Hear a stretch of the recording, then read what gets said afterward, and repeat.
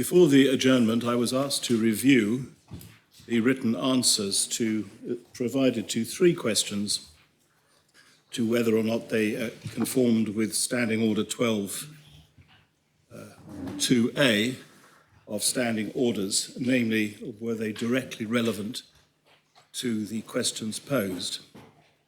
I have had the opportunity over the luncheon adjournment to consider two of those questions, and I will consider the third overnight and give, in accordance with standing orders, the direction as it appears to me to be correct first thing tomorrow morning. The first that I have considered, however, was that of Deputy Mezek, question 378, which was directed to whether or not there was a register of all units of dwelling accommodation in accordance with Article 16.1 of the Control of Housing and Work Law. I have reviewed the answer, and whereas there is a substantive answer to some parts of the question, it does not in terms address whether such a register as a single item exists and is indeed maintained in accordance with the law, and therefore it does not answer the question posed to that material extent. If the answer were to be yes, then B would fall to be answered. If it were no, then C would fall to be answered. And it seems to me that that question alone should be susceptible of a clear answer. Accordingly, I direct that a further answer should be provided by 9:30 tomorrow morning to that question. The second question that I have considered is that of Deputy Tadier, question 390, in which the Deputy asks when the Chief Minister anticipates inquiries into the explosion at Haudelon and the collision of L'Écume 2 would be concluded, and whether or not the full reports and findings will be published, and if so, when. It seems to me that an answer to that question does not, of itself, interfere with any investigations or considerations, given that it simply asks for the Chief Minister's view without putting any time pressure or restraint upon it. And it seems to me that it would be a legitimate answer to say that the responder simply could not say because of the scale and complexity of the investigation. And it would be equally a legitimate answer to say that an answer as to the publication of reports and findings cannot be made, but in any event would, for example, not happen before the law officers have concluded their own considerations and any prosecution, should any flow have taken place. Those would be legitimate answers. I'm not suggesting they are the correct answers because it's not for me to answer the question. Those answers might be inferred from the answer provided in the written answer, but I do not see any reason why they cannot be expressly addressed, and accordingly I direct that a further answer be provided by 9:30 tomorrow morning, dealing specifically with the points raised. So can I thank you for that ruling? Can I just ask also if the Chief Minister thinks she does know when they're likely to be concluded, but can or can't say for whatever reason, that would also be helpful, sir.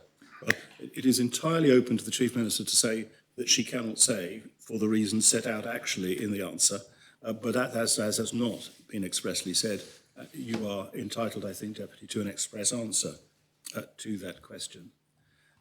I've had a reason over the last few weeks to consider the way questions are asked and the way they are answered in the Assembly, and I'm proposing to issue some brief guidance to assist those responsible in the course of the next week or two. Very well, I will deal with Deputy Felton's question tomorrow morning. That raises other considerations that I wish to reflect on.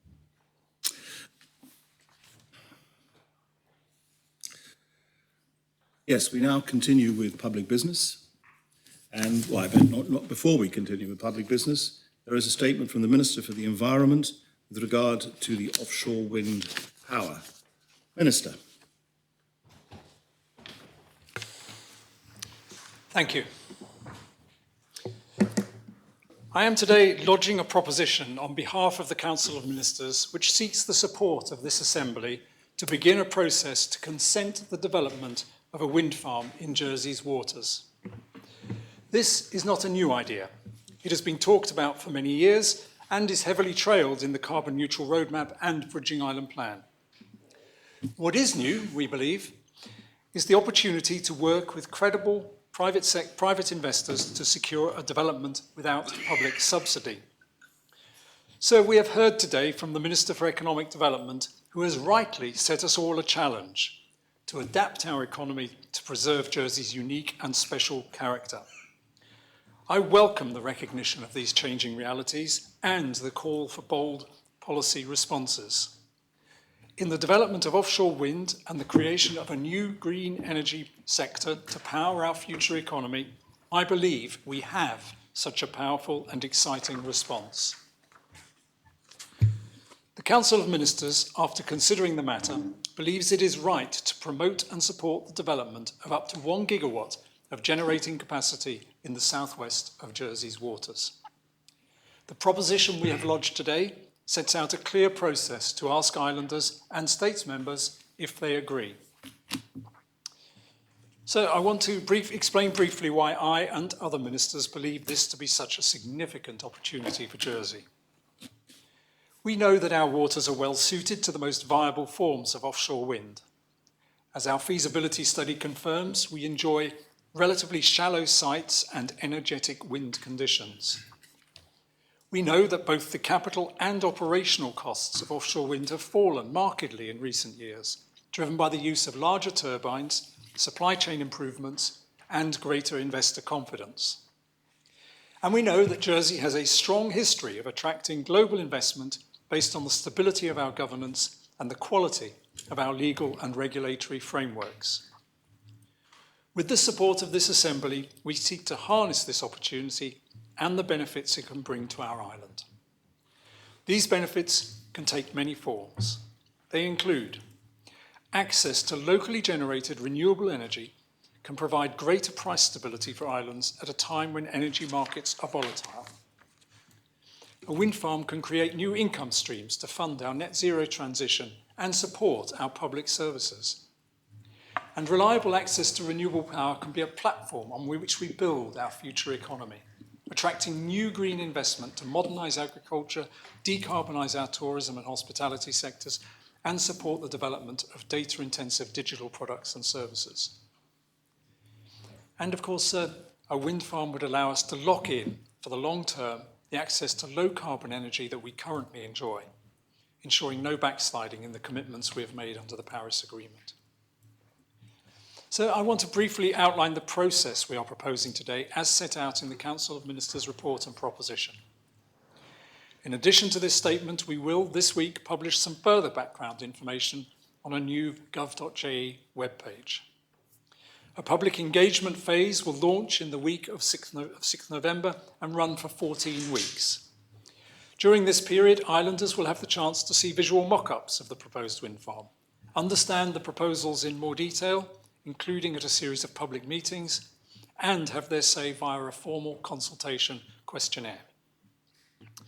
Because it is important that we listen closely to islanders' views, ministers are proposing that the proposition lodged today should be debated in March, after the close of the public consultation and publication of the findings.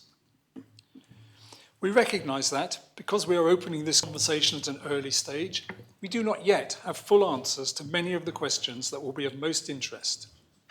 Indeed, many of these questions, what size turbines will be used, which electricity grids will the wind farm connect to, will be answered only when a detailed application for consent is submitted. Ahead of the proposed March debate, we intend to work closely with Scrutiny to hear and respond to the further questions that we know states members and islanders will have, and to publish further information where that is helpful. Following this in-principle phase, and as set out in more detail in today's report, we expect that a competitive process to award an option for lease can be undertaken in 2025 in order to identify the right developer for the project. The chosen developer will then prepare a development consent application over several years, setting out in full and rigorous detail and through consultation with islanders and neighbouring jurisdictions their technical and commercial plans and their environmental impact assessment and the steps they will take to mitigate any residual harm to our natural environment. Over this period, ministers will also continue their joint fact-finding and close ongoing dialogue with counterparts in the bailiwick of Guernsey to understand and explore any shared opportunities that might arise. So we recognise that a development of this size and scale requires a robust regulatory regime with the necessary powers to minimise and seek redress for any unintended harm that might arise. That is why our proposition also seeks the support of this Assembly to bring forward in 2024 a new law to provide for the consenting, regulation and safe decommissioning of a wind farm and its appropriate infrastructure. So the proposals we are setting out today seek support for up to around 1 gigawatt or 1,000 megawatts of generating capacity in the southwest of Jersey's waters. The development area we are looking at is set out in the report and takes account of wind and seabed conditions and of shipping channels and the protections rightly afforded to the special environment of the Minkies. For those who have already seen the Saint-Brieuc wind farm, from most viewpoints, our wind farm would appear as an extension of the French installation. Generating capacity at this scale is expected to produce around 3,800 gigawatt hours of energy when wind intermittency and transmission losses are accounted for. This is around 6 times Jersey's current electricity demand and around twice our requirement if all the energy needs of our current economy, including transport and home heating, were powered entirely by electricity. This scale of development is recommended because it represents a viable and attractive commercial investment opportunity with what we believe are likely to be acceptable visual and environmental impacts, and because of the export potential it creates. Exporting clean power helps grow Jersey's economy, and by displacing fossil fuel generation elsewhere, helps meet the global responsibility to get to net zero emissions.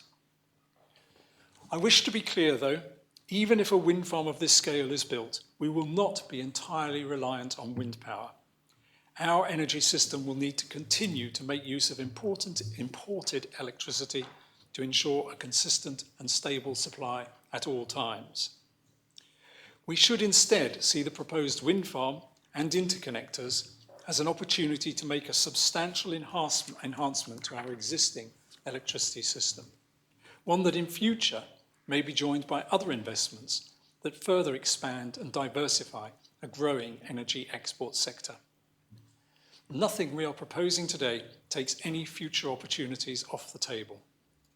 Indeed, the work to develop the legal and regulatory frameworks for offshore renewables and the investments in grid development will be forward-thinking and designed to enable future opportunities, such as may one day be presented by tidal barrage technologies, as they become more commercially available. We are only at the start of understanding how we might unlock the potential of our marine resources, and perhaps in future those of our sister Channel Islands, through the development of a sustainable integrated island energy system.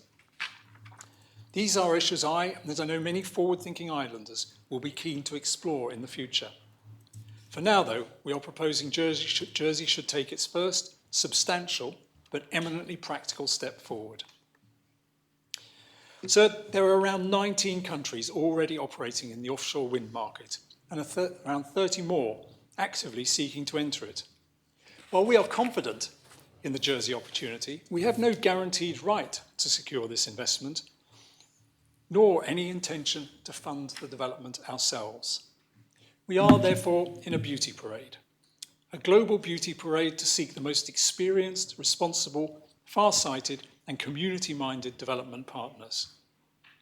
We know what those partners will ask of us, to set clear timetables and clear rules and to stick to them, and to provide consistent and sustained political leadership.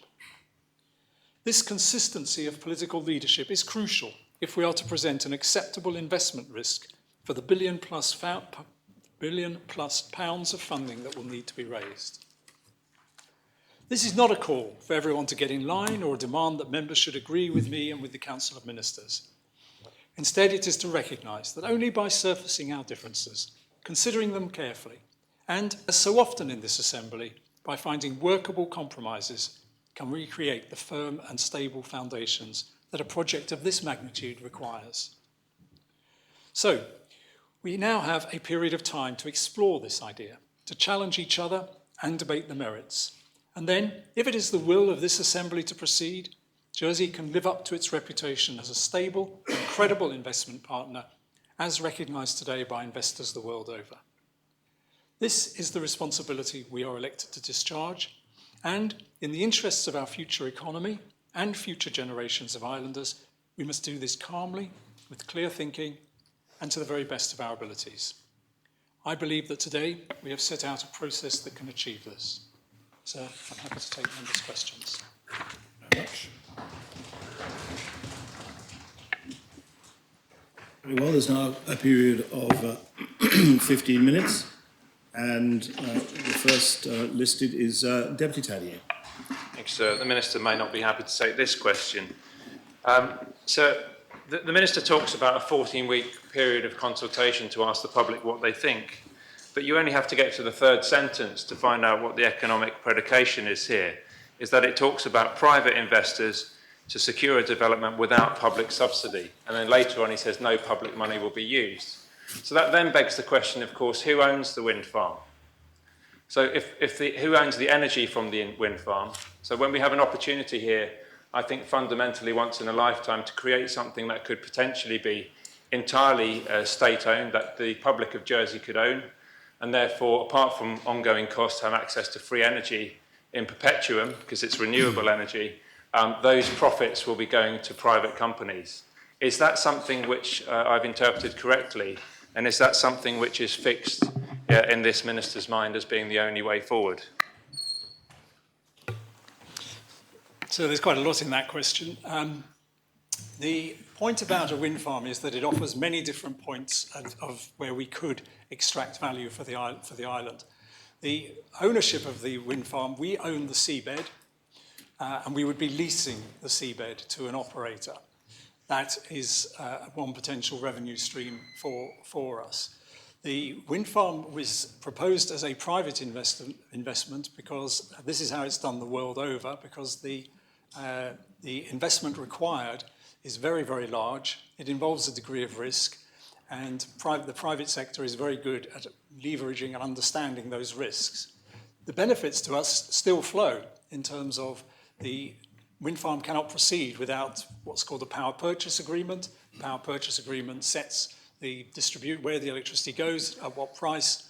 It's usually quite a complex agreement, but the ability to control, to influence that is still within our remit as we consent the project. So I think there are many ways in which we can access value within the project. Taxing, of course, the profits of any private operator would be the other major way in which we did that. So supplementary, yes. In order to have a free and open consultation, a more meaningful one, would he include the question about ownership, not just of the seabed, which of course we own, but actually of the apparatus and therefore the energy that is generated in an unbiased and open way in that consultation? So on the premise that the opposite of that would clearly be ridiculous, I'm happy to say that we'll be looking at at all options and listening to all feedback. The presumption we have to take is what is the most likely thing to deliver the best value for people in Jersey, and we have taken the view that this is that route. But of course, alternative views need to be explored, need to be examined, and as I said at the end of my statement, we need to test each other and test the statements that are made. So very happy for those questions to be asked. Deputy Lewis. Thank you, sir, and I thank the Minister for his statement, and I can assure him that scrutiny will be heavily and properly involved in this work, not least the decision, as Deputy Tadier has just said, to move ahead without the engagement of public funds, which is a very interesting decision. But, sir, my question is not about that. It's more about process rather than the detail. Can I ask the Minister who authorised the briefing of the press 4 hours before the State's members on this matter? So I haven't got the piece of paper which has the long list of cascades that went into this, but we tried very hard to make sure that everyone was told in the right order. I can't remember without seeing the list of that cascade what that order was, so I can't really comment on that. I'm happy to look into it, but we did try very, very hard to work through a programme whereby all members were given the information at the point pretty well where we had it. We were working on these documents over the weekend. So Monday was the earliest we could do it. As I say, we did our best. Supplemental question? I'm disappointed with that answer, sir. The media were briefed at 10:30 yesterday morning. States members were emailed at 2:30 yesterday afternoon. As a chair of scrutiny, I was asked to give an interview for the media, and I had to ask the interviewer what I was answering because I had no idea what the Minister was going to say today. I found it very embarrassing, and I would ask the Minister if he'd apologise to States members for this oversight. It's a standard procedure that States members are informed before the media. So I find that slightly odd. I spoke to the Deputy over the weekend and informed him in advance. He was fully aware because I told him. In response, Well, no, the this Minister is not was... a toing and froing. There was a question you asked whether the Minister would apologise. The Minister's already indicated that he isn't going to apologise because he understands the situation. Can I have a supplementary, sir? That was your supplementary. You've Can I already get had a a further supplementary. supplementary? I'm afraid not, Deputy Etzer. There's only one supplementary following a main question at the moment. Comrade Harbison Saviour. Thank you, sir. I note, sir, that fishermen in the west of England, namely Cornwall, are very upset that there is a planned wind farm in one of their primary fishing grounds. Will the Minister undertake to communicate all future plans with local fishermen to ensure that that error is not duplicated here, sir? Thank you. So yes, I'm very happy to give that reassurance. Indeed, we have already been discussing this through the medium of the Marine Spatial Plan work, which is underway, and the fishing community have been involved in that. I can also say that when I relatively recently visited Sambria to learn more about their wind farm, that we learned quite a bit about the engagement that they had with their fishing community, which began with some difficulties but ended up in a very good place. And I think we can do some good learning from the experience of our French neighbours in terms of making sure that that is properly engaged. I would also say that to a significant degree, the area that we're proposing is mostly accessed currently by the French fleet, and therefore we will need to be involved very much with them as well as with our own fleet. Supplementary. Deputy Luce, I may have slightly misled you. Of course, you're entitled in questions of this nature to put down for a second question. And I will call it once I have exhausted those who have not previously asked a question. Thank you, sir. If you could put me down, I'd be very grateful. And maybe States members won't ask questions and I can get to it. Sure. Deputy Rodwell. Thank you, sir. I will say I support this, and the best time to do this was effectively 20 years ago. Can I ask the Minister, I'm very surprised that not even a proportion of public investment is being considered in the report. And does the Minister not feel that that would give, one, a seat around the table with the decisions being made? And so I link this to what was said regards price stability, because what we've seen in other jurisdictions such as the UK is even with renewable energies, sir, because of the price instability elsewhere and it becomes merged into one, if a large company takes this over, such as EDF, and let's not beat around the bush with this, we could be losing that ability to have price stability before we even start if we're not there to negotiate at the time. Could I ask the Minister whether he will consider that, because it's a very important point, sir. So 2 points in response to that. I mean, first of all, in response to the point about whether 20 years ago was the best time, I don't actually agree with that. I think this is the best time. I think this is a once-in-a-generation opportunity because the markets have moved in favour of this form of generation. In other words, the costs of producing these wind turbines has dropped, the cost of electricity produced from them has dropped, the costs of maintaining them has dropped. So I think we're actually very fortunate to arrive at the perfect moment for this. In terms of the question of how we deliver benefits to the island, which is the broader point, which I think is being addressed here. It is not the case that we will have no say over the price of electricity. We are in the lucky position that we have our own electricity market and energy markets in Jersey. They're not set up in the way that the UK's energy market is set up. The UK's energy market is set up in such a way that in times of high prices, whatever the form of generation, all forms of generated electricity go up in price. We don't have to follow that model. And I very much doubt that we would, following the UK's experience, want to follow that model. So I think we have a great degree of control over the way in which that electricity is priced through the power purchase agreement, which will be something that we will be negotiating and in control of. Supplemental? Yes, sir.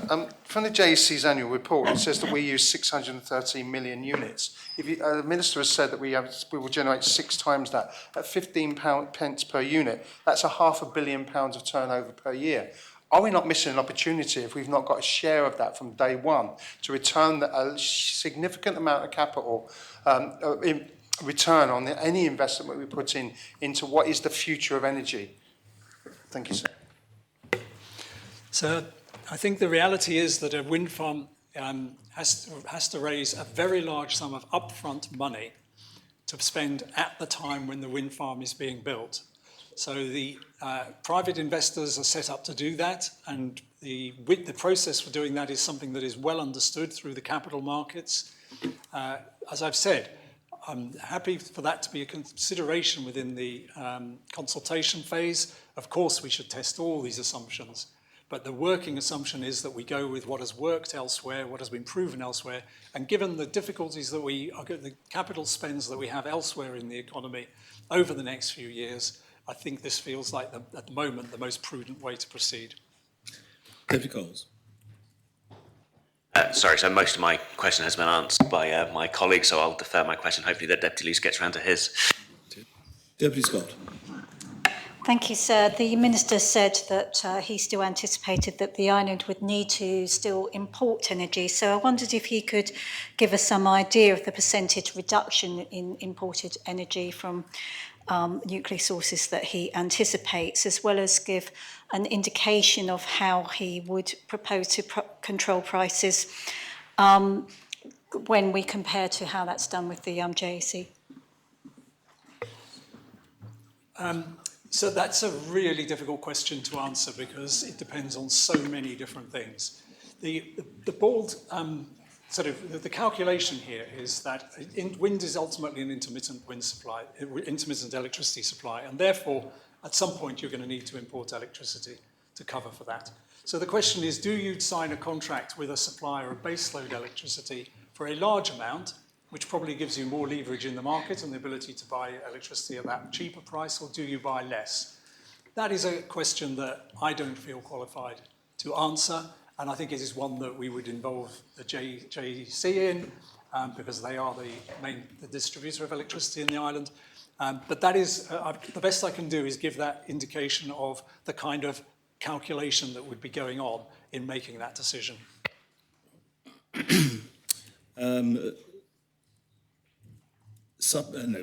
Supplementary question? Sorry, sir, I didn't quite hear whether there was any rough idea about the percentage reduction. I didn't think it was about percentage reduction. I thought it was about how much we were going to import compared to now. And as I say, I think it's just impossible to say at the moment because it would depend upon things like when we sell that electricity, do we get a better price for selling it to France than importing, how much we import compared to importing here and so on. It's just a really difficult calculation to make. Deputy Mezey.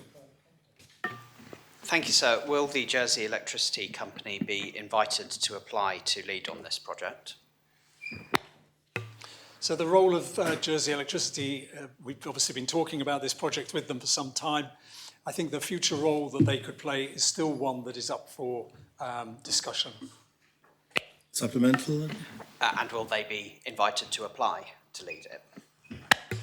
So I don't think I want to go any further than that. I think there's a lot of discussions are going to go on about the nature of the scheme and therefore what role JE might play.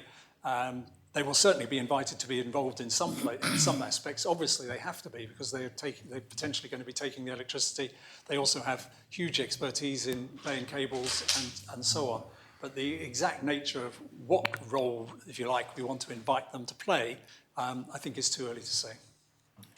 That brings the period of 15 minutes to an end. I've got 4 members wishing to ask questions who haven't already asked one, and one who wishes to ask a second question. So I propose extending by 15 minutes. Seconded? Yes, sir. All those in favour of extending by 15 minutes, kindly show. Those against? Very well, we'll extend by a further 15 minutes. Conatapis and Brillard. Thank you, sir. Given the magnitude of this project and the fact that its cost will exceed anything we've dealt with before, whether financed by global investors or ourselves, will the Minister confirm the sort of expertise that will be used to develop the project, given it's unlikely to be present on the island because we haven't got any experience of it? Thank you, sir. So we're already tapping into expertise beyond the island, and the initial work that we're doing involves talking to people who have done things like this before. Clearly, that ability to tap that expertise is going to be vital. I don't have a name or names for you yet, but I will be very much keeping the Assembly informed of that kind of ongoing work. I think it's worth saying that no one is more aware than me of the need to bring this Assembly with us on this. It is absolutely essential for this project because political risk is probably the biggest single risk that sits around these kind of projects in investors' minds. And if we are going to go down that route, then the ability to demonstrate good governance and support for the project is going to be very, very important. So I will be doing everything I can to ensure that we bring forward the kind of advice with which members in this Assembly can feel confident. Supplementary, Conata? Yes, sir. My point really was that in terms of the confidence the Minister mentions, how will he protect the project against elections which will happen every 4 years and risk disrupting it? Thank you, sir.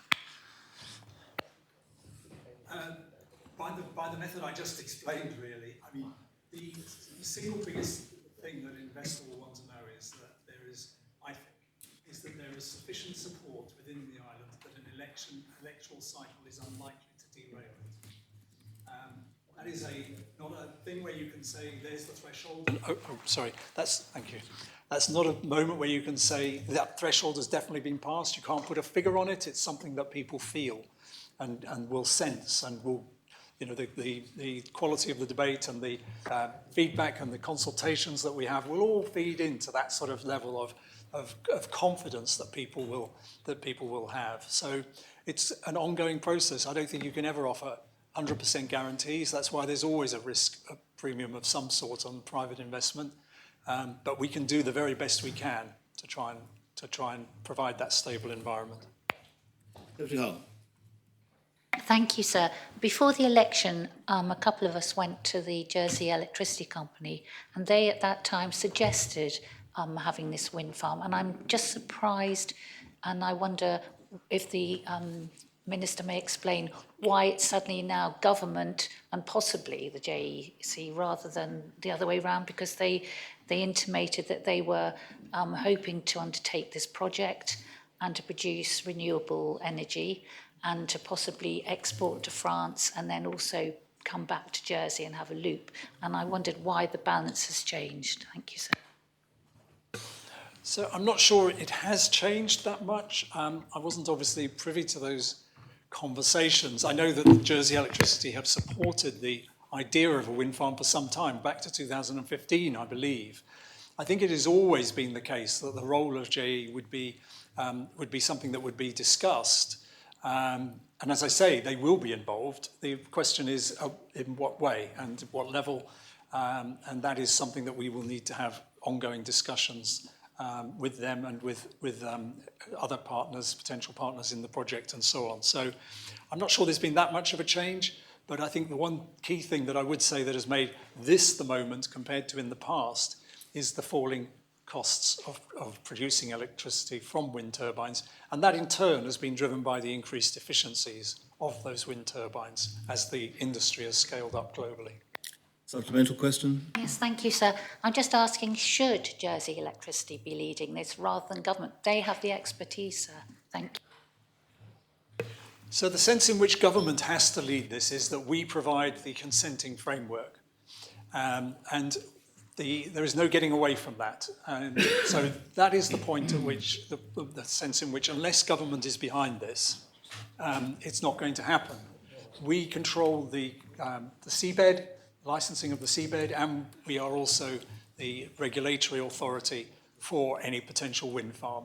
So that has always been the case and would have been the case whatever Jersey Electricity have at whatever stage Jersey Electricity may have expressed an interest in it. So in that sense, we have to lead, if you like, but the actual investments and the partners who take part in it and so on, those people will lead in their respective areas of expertise.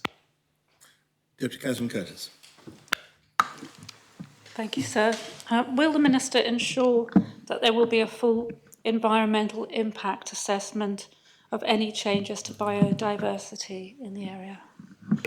Oh, yes, absolutely. The environmental impact assessment is a key part of any wind farm application. Typically takes 2 years. There needs to be 2 years of data for things like migratory birds, mammals, sea mammals and so on, to understand what's at risk, what is the potential threat to wildlife, and to the marine environment generally. It also has to, of course, consider the disturbance to the marine environment during the construction phase and all the way through to decommissioning. So that is all a part of the environmental impact assessment. So the process, if you like, the benchmarks that will need to be hit in that time through the environmental impact assessment will be defined in the law, which we will be debating if we all go ahead with this, we'll be debating in this assembly in due course. So it will be entirely transparent and open. But yeah, I remain entirely committed to a full environmental impact assessment. We will incidentally be helped in a small way by the fact that a wind farm has already been built in our adjacent waters, and therefore an environmental impact assessment of that magnitude was conducted in waters very, very similar to our own. So we have some baseline data that will be helpful, but that doesn't mean we don't have to do the whole thing properly ourselves. Supplementary question? Deputy Sutton. Thank you. I'm sure the Minister will correct me if I'm wrong, but did I not see in the papers about a month ago that the latest round of bids for wind farms in the UK had met with resounding zero bids? Are we not joining this race at the wrong time? So I think there's a danger that we see this through too parochial a vision, if you like. Yes, one auction in the UK failed for reasons which were well telegraphed in advance. However, if you look south, the wind farm industry is increasing dramatically. And France has committed to, I think it's 30 gigawatts of wind over the next 40 odd years. Certainly a huge increase. If you look further afield, the global offshore wind farm industry is booming. There are, of course, going to be supply chain issues. There are going to be hiccups along the way. But the global context is one in which this is being promoted at a tremendous rate because of decarbonisation on the one hand and global destabilisation of hydrocarbon supply, Ukraine war, Middle East and so on the other. Supplemental question, then. If I may, sir? Yes, the UK might well privatise and rely on private companies for most of what it does, but I think the French, you find, take much more participation in the ownership of this sort of facilities. Is it not the case that they might take a different model to ours? So the French wind farm that's been built is being built by a private construction consortium, Spanish-led consortium. So, ultimately their electricity industry is owned by the government, but then so is ours. Partly owned anyway. Colin Tarper-Gruville. Yes, sir, thank you.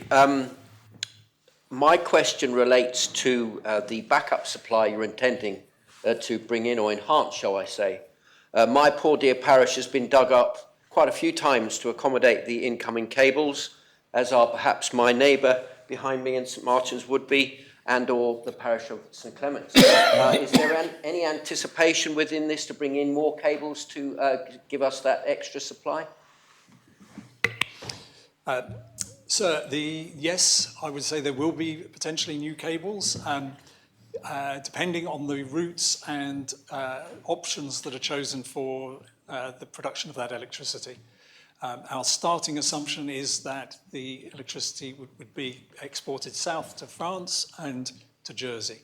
But those assumptions will need to be tested. We don't know for sure that they're economically viable. I would note that electricity coming from southwest of the island will probably not be routed through Grouville when it comes ashore. But of course, another aspect of this, and something which is happening anyway, entirely independently of the wind farm development, is Jersey Electricity will be looking to upgrade the infrastructure they already have in terms of the interconnectors. So it is entirely possible that as part of that, there may be either the replacement or the addition of existing cables or the addition of cables that do affect your parish. Supplemental question? If I may, sir. The other question I had relates to the Minkeys Reef, which is part of my parish, sir. I just wanted to know if we have absolute guarantees that any impacts will be of that particular reef be taken very closely into account. So we have deliberately designed the area to the southwest of the island to avoid the Minkeys Ramsar site, and it would never be my intention or desire or have any interest in straying into those waters. There is no need. We have identified a site that is big enough to accommodate up to around 1 gigawatt of electricity without needing to stray into that area, and while still protecting the the sea channels, navigation channels that head north-south past the west coast of the island. Deputy Farmer. Thank you, sir. Whilst fully supportive of the further provision of clean energy, why has the Minister chosen wind power? Wind power has many advantages, many environmental disadvantages as well. For example, they create noise, they're unsightly, seabed vibrations, they're responsible for the death of thousands of seabirds every year, whereas tidal energy is more powerful than wind energy, more efficient, producing exponentially more energy per turbine diameter. Tidal power is also perhaps more predictable with our tidal movements. Why wind, sir? So the answer to that is quite simple, actually, which is it's to do with economics. The tidal power options that are available at the moment are highly subsidy dependent. In other words, they only generate electricity that can be sold to the public at a decent rate with the benefit of a big subsidy. That is not, and whereas wind is not. The great thing that's happened with wind over the last 5 to 10 years is the price of electricity generated has become subsidy-free and is competitive. So that's the simple reason. But I would say that we have not ruled out the potential for tidal power. Nothing in what we're doing rules out the potential for future generations. Indeed, the Future Economy Programme makes very clear that we need to be thinking creatively and ambitiously about the sort of things that we might do in the green energy space. It may not be that we have to end with a 1 gigawatt wind farm. There are other potential options there. And I would just say in terms of the environmental impacts of wind turbines that I think they are sometimes exaggerated.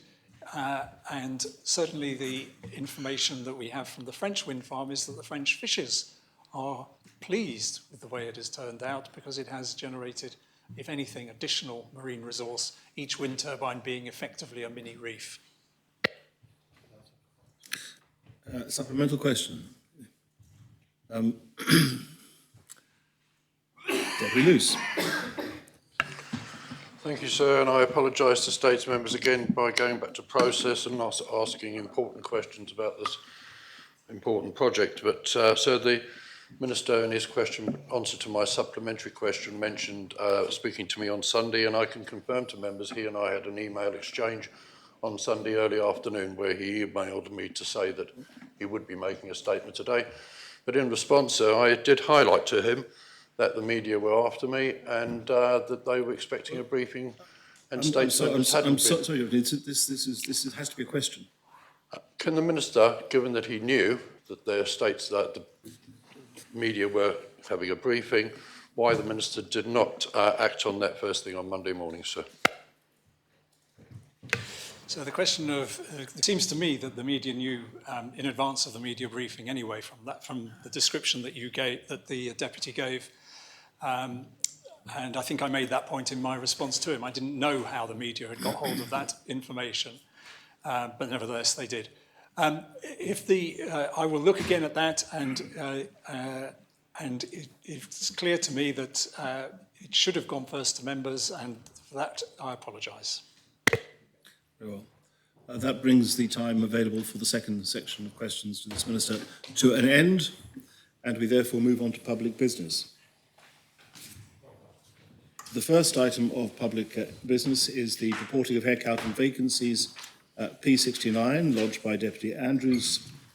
The main responders are the Chair of the State's Employment Board and the Minister for Treasury and Resources. There are two amendments lodged to the proposition, one by the Chief Minister and one by Deputy Andrews himself. Deputies, are you accepting the amendments of the amendment of the Chief Minister, and would you like the proposition read as amended by your own amendment and that amendment? Sir, please may the proposition be read with a second amendment. That's a Council of Ministers amendment only. The Council of Ministers amendment. Yep.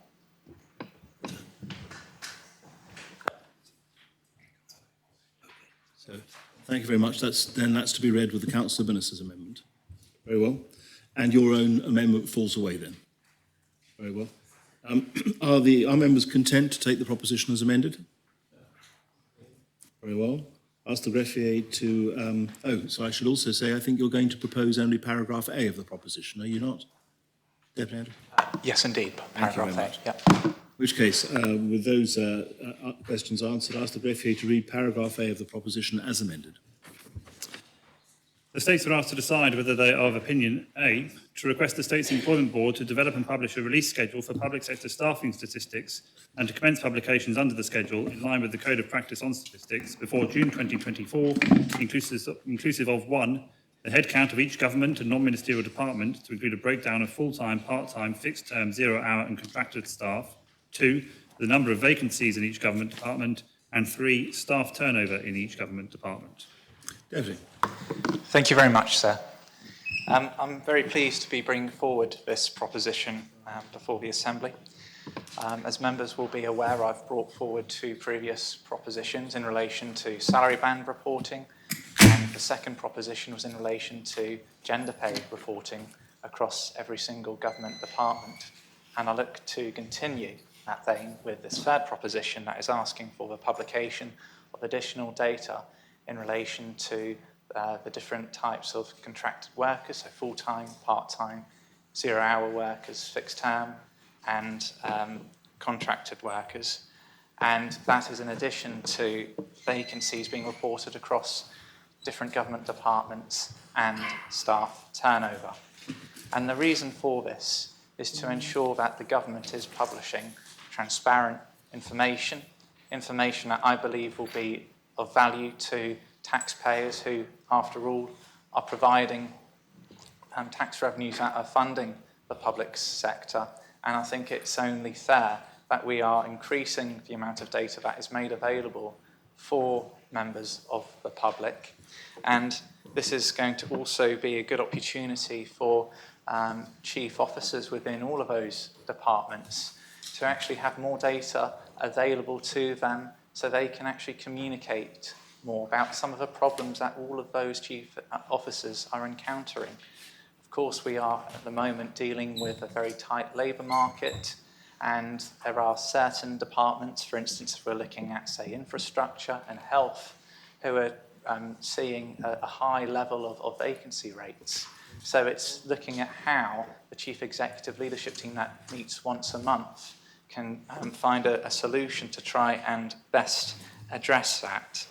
Now, I think this proposition, as amended, is going to provide the public with more intricate detail, and I think that the Council of Ministers have been on the right tracks in terms of the amendment they have brought forward, in line with what the government of the UK have been doing in terms of looking at, say, the age, gender profile, and also the length of service of public servants as well, because this is allowing us to have a better understanding of our public sector and also an understanding of the public sector workforce and their well-being as well. So I look forward to hearing from fellow members, and I propose a proposition, sir. Thank you. Is the proposition seconded?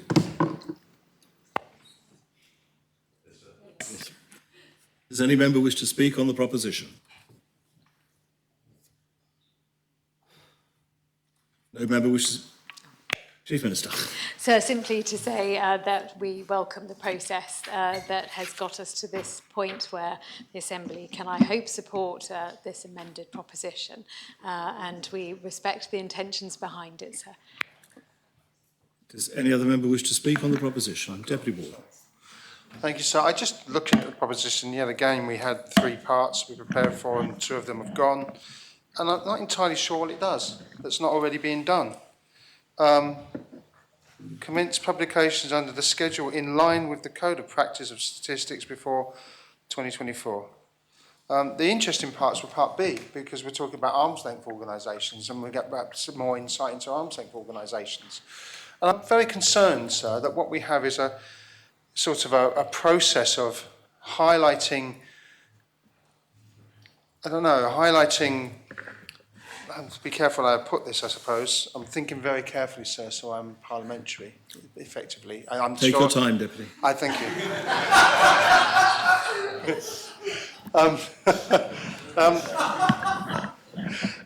I just feel like we've been here so many times, when we have a proposition, it's amended by government, and government amends it to effectively make it do something it's already doing, and then we sit here and all praise ourselves about what we're doing, and actually nothing's really changed. And we get this pretense that the public are getting some sort of insight into something that's going on when it isn't. And there seems to be an underlying issue here of total, constant criticism of our public sector.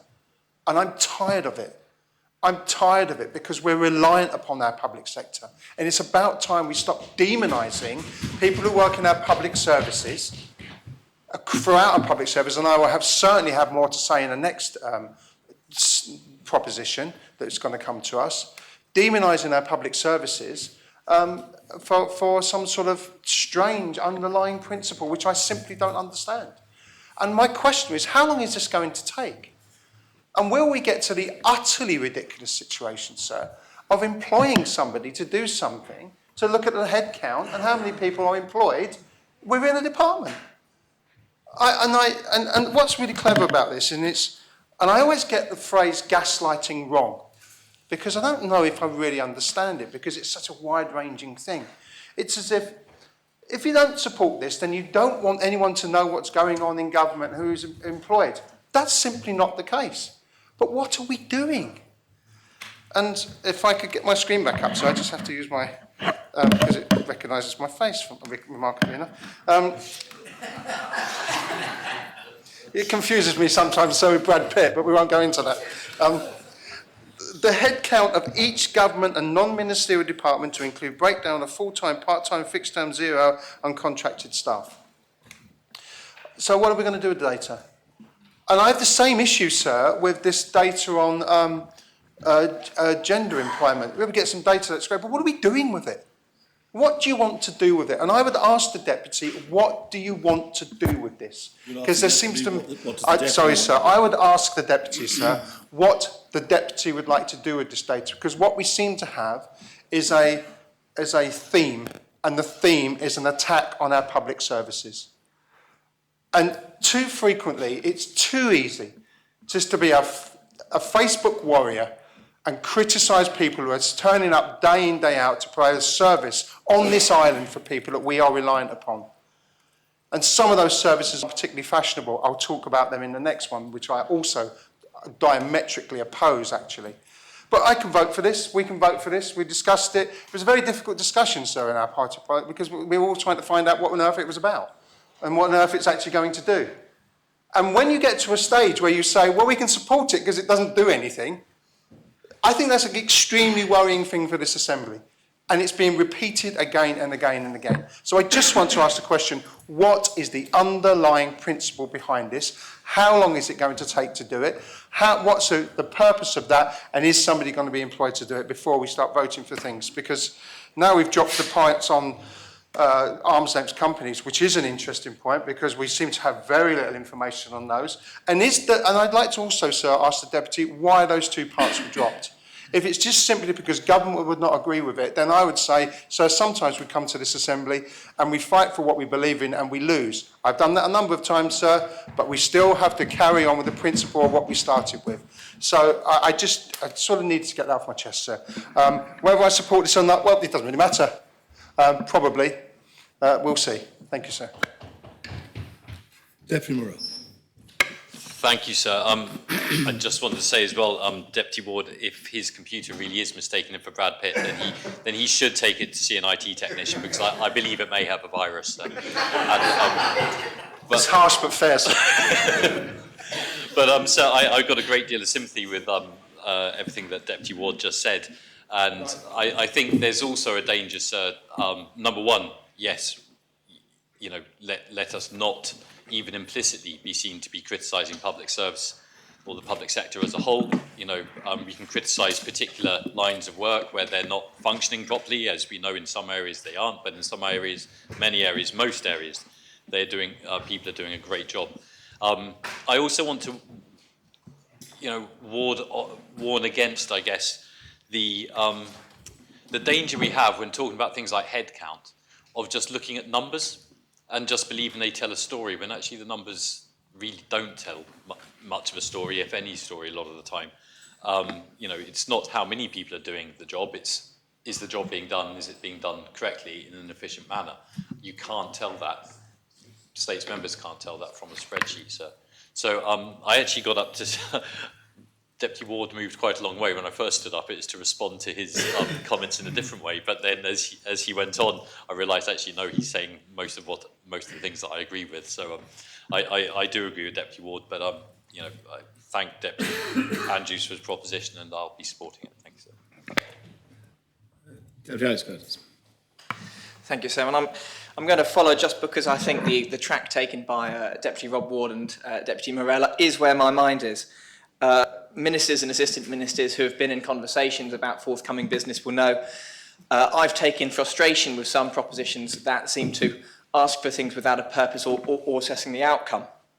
And I'm the first person, having had a career in data and data-driven analysis, to know the value of data, but also know the old phrase, and I apologise for the finance industry, that certain industries, let's say accountants, know the price of everything and the value of nothing. And I fear with some of this data that that's what we're going after. And I also echo the fear about the bureaucratic nature.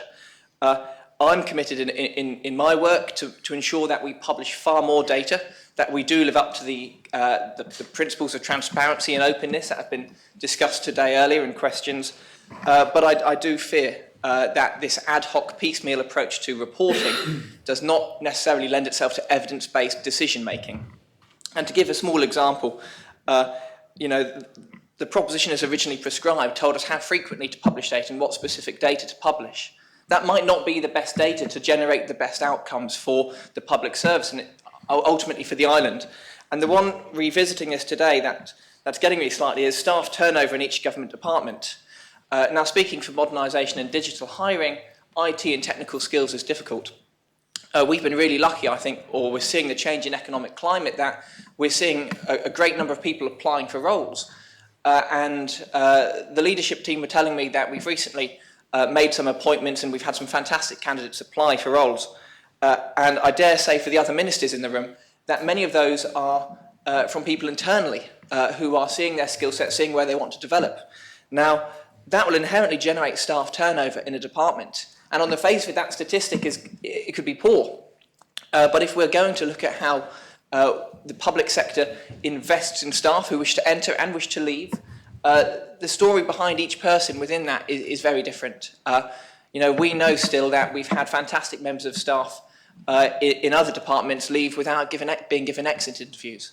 Now, that's a far more valuable piece of information I think we should be collecting than necessarily a raw staff turnover figure. So I struggle with this proposition, sir, and I think we need to be very careful and piecemeal asking for information without thinking about how we're going to use it and the value of that. But I don't think it is beyond any minister to say we want to be sharing data more broadly, more openly, to allow citizens to make better decisions and ultimately to operate the island better. Does any other member wish to speak? If no other member wishes to speak, then I close the debate and call upon the proposer to respond. Thank you very much, sir. With the Council of Ministers already bringing forward proposals, as we see, in line with what the UK government are publishing, I think the proposition that I brought forward myself in its original form is providing additional information to what will already be collected. And I think this will allow the government to be in a better position in terms of the collection of data. Because there are some trends, for instance, when we are looking at agency staff and the premiums that they are being paid, we will not know that across every single government department if we do not publish this data. And that was one of the reasons why I decided to bring forward this proposition, because often data will be published and it will be the government as a whole seeing the breakdown of, say, headcount or vacancies or staff turnover without looking at the actual department itself. And I think what we need to be doing moving forward is appraising more intricately every single government department, and that's actually going to improve the transparency and accountability, not only of chief executive officers, but also with senior civil servants and ministers too. Now, I know Deputy Ward was predicating that almost as if I was in opposition to the public sector and public sector workers, and that's not the case. I do feel, however, though, there is a duty for non-executive members to do what they feel is right. And if, say, the executive have not brought forward any proposals, then if I am of a belief that this proposition is the right thing to do, then I should bring it before the Assembly, and the Assembly will have the opportunity to debate the proposition. And that's exactly what I've done with two propositions that I've lodged for this debate. And if the Assembly decides to maybe reject or accept, then that is a prerogative of each and every single member of this Assembly. Now, with this information, it will of course be published, well, we would hope, in time before June next year. And of course there are maybe concerns about where is the resources for this. Well, the resources are within existing budgets. There is the People and Resources team, who I've had a couple of conversations with, and they are already bringing forward proposals as outlined in the amendment that will be collated through people who are already employed. So there is no concerns about, well, where are we going to find additional budget to then fund more people to then undertake all of this work. So that is something that members can be reassured by. But I think one of the things that I have probably alluded to on a number of occasions, sir, is not just about reporting data, but it's about what can we do potentially with it longer term. And when we're looking at the level of inputs in terms of the different types of contracted workers, there will be an opportunity for chief executive officers to reappraise a situation. If, for instance, there's a problem where we're seeing reoccurring overspends in government departments, maybe because there are agency staff who are being employed, how can we then best address that? And it's about having a broad conversation among the chief executive leadership team. Because at the moment, we have a mentality where departments at times can be fairly siloed. And what we need to be doing is we need to be sharing information. We need our leaders within each government department to be communicating with one another, to discuss some of the problems that they encounter, and to come up with solutions as to how we can best resolve those problems as well, sir. So I think I have done enough talking. I think members are aware of the purpose and the intent of this proposition, And, sir, I call for the appel. Thank you. Thank you very much, Deputy. The appel is called for. I invite members to return to their seats. The vote is on P69 as amended, and I ask the greffier to open the voting.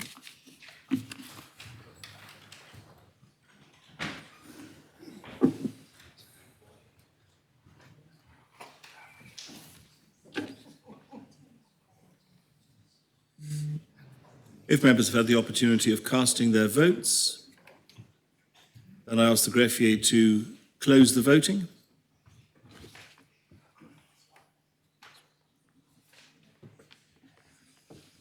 Proposition has been adopted, 32 votes pour, 12 votes contre, no abstentions. That's called for. Those members voting contre, the Connaught Harbour, St Brelard, Trinity, St Peter, St Martin, and Deputies Labby, Luce, Lehegara, Miles, Rose Binet, Hal, Tom Binet, and Alex Curtis. Very well. The next item is Audit of Government Department Vacancies, P73, lodged by Deputy Andrews. The main responder is the Chief Minister, and I ask the greffier to read the proposition. The States are asked to decide whether they are of opinion to request the Chief Minister, A, to instruct all government departments to audit their current job vacancies and by June 2024 identify those vacancies that could be removed as unnecessary to the functioning of departments and the payroll reductions that would result from the removal of vacancies identified, and B, to report back to the Assembly by July 2024 on the payroll expenditure savings across all government departments resulting from this audit. Deputy. Thank you very much, sir. Sir, it concerns me seeing the quantitative data in relation to the government and the expansion of the government size. And this has been throughout the tenure of the Le Fondre government, and we have seen an exponential growth in headcount, and actually there's not really been much justification for it, sir. And it seems rather peculiar because the island has seen its population drop from 107,000 people to about 103,000. However, the government and the public sector itself has actually increased by about 1,015 employees during that time. And I find that rather difficult to try and justify. However, some members may choose to do so in opposition to my speech. But looking at that figure, an additional 1,015 employees over a 4-year period. Excluded from that figure is zero-hour contracted workers, contracted staff. So payroll expenditure is actually much higher. And in response to one of my questions that I asked, and it was a written question, payroll expenditure totaled about 455 million. That was an £87 million increase over a 4-year period. Again, that is an exponential increase. And what happens? We see vacancies increase too. The figure stood at about 649, I believe. And now, in response to a second question that I asked some months later, the number of vacancies increased to about 900 plus. Now, what we need to account for here is, imagine if those vacancies were actually filled.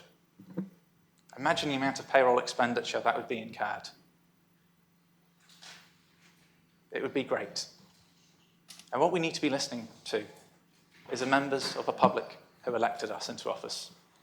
And we need to hear what they have to say. Because I think it has been made very, very clear to me. There are clear concerns about the size of the public sector and the cost as well. Now, I am all for valuing staff. However, we also have to recognise the impact that the government's recruitment is having on the private sector as well. Because there are many businesses within the private sector who are seeking additional recruitment and they cannot secure people because the government is a main competitor.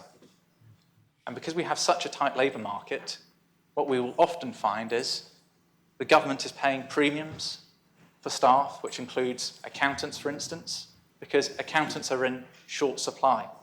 And we are competing with financial service businesses for such accountants, and we are paying over the standard rate that would often be applied had we not been in a position of having a tight labour market. Now, the data is available for all members to see in the proposition. Now, if members take a look at the salary band information before them, they can see public servants who were employed and who have a salary range between 60,000 to 80,000 increased by about 425 persons in that area. You also need to look at those who are employed who receive a salary between 80,000 and 100,000. Again, it increased by about 79 persons.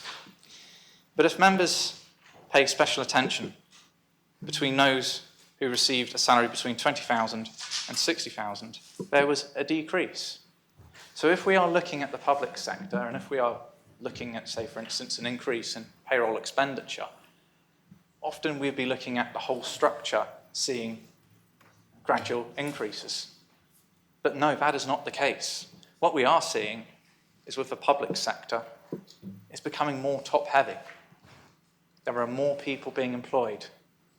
And what about the workers? What about the people who keep our frontline services going day in and day out? Their numbers have been fairly stable. In fact, in some cases, they have actually even reduced. And this is why, sir, I believe the appropriate thing is for the government to have a re-provision of budgets to actually invest in social expenditure, such as healthcare and education.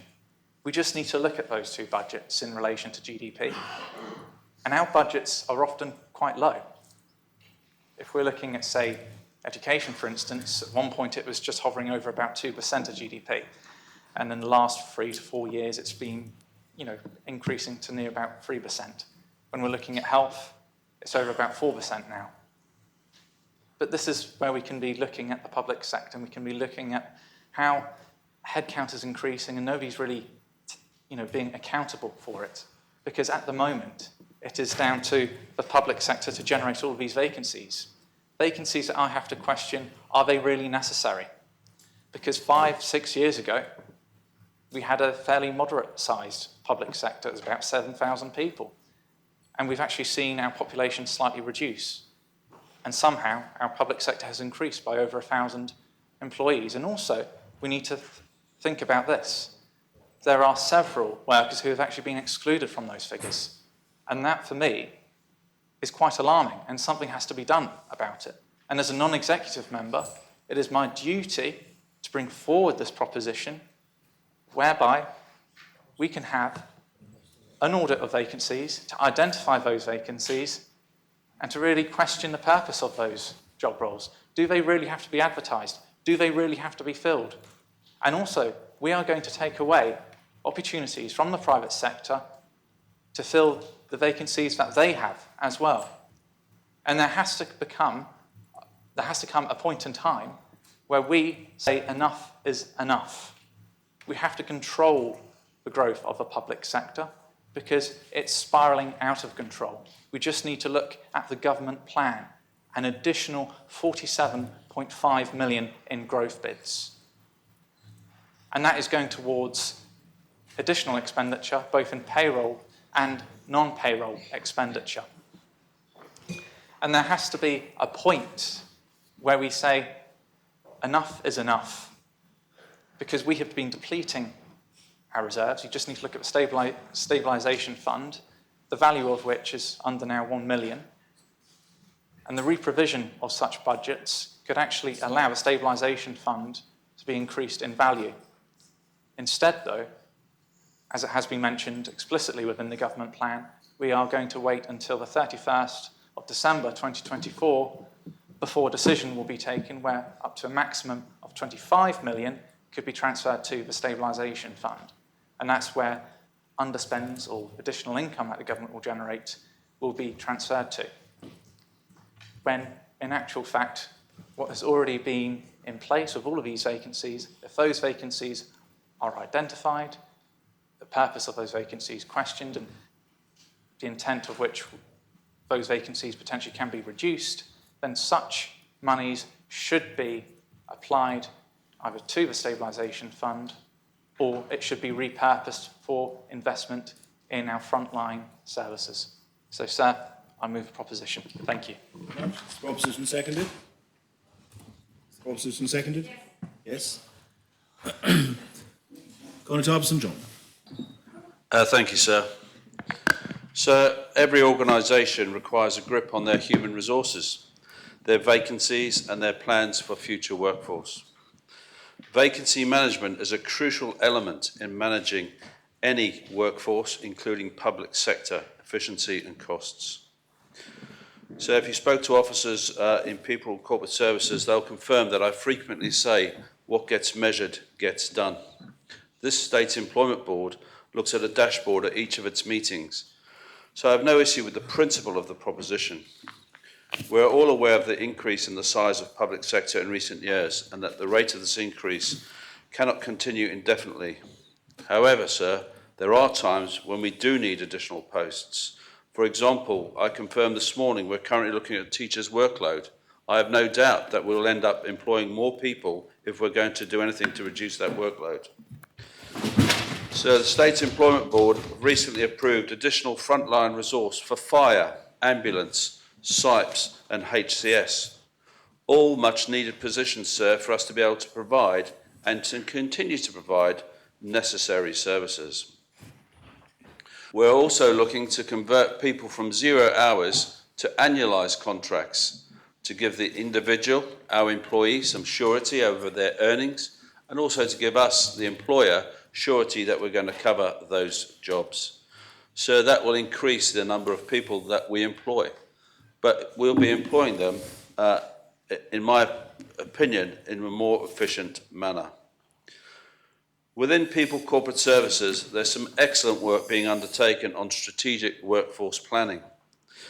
Looking at the requirements, future requirements, taking into account our demographic. And if you look at our demographic in our employees, it's probably more frightening than the island's demographic.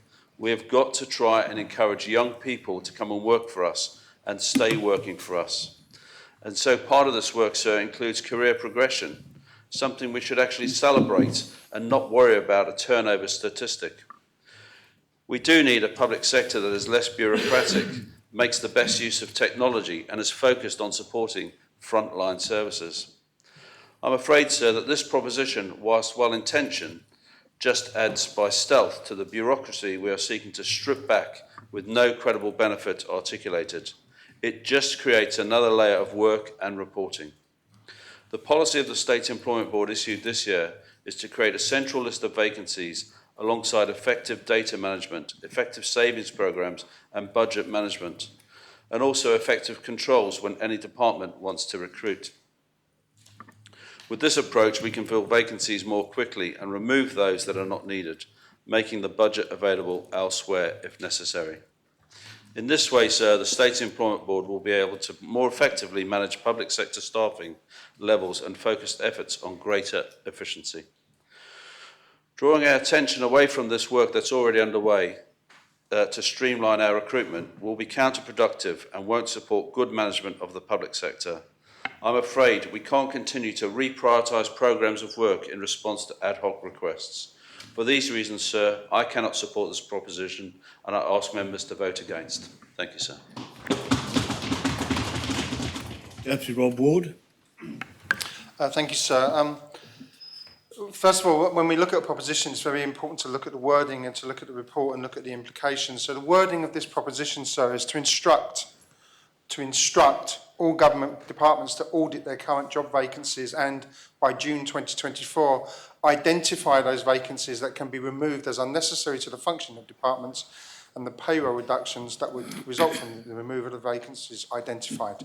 Later on, sir, and I wrote this at the end, well, I jotted down what I was saying at the beginning, I might say it again at the end, in the report, it actually states there will be staffing requirement to reduce the number of vacancies across each government department.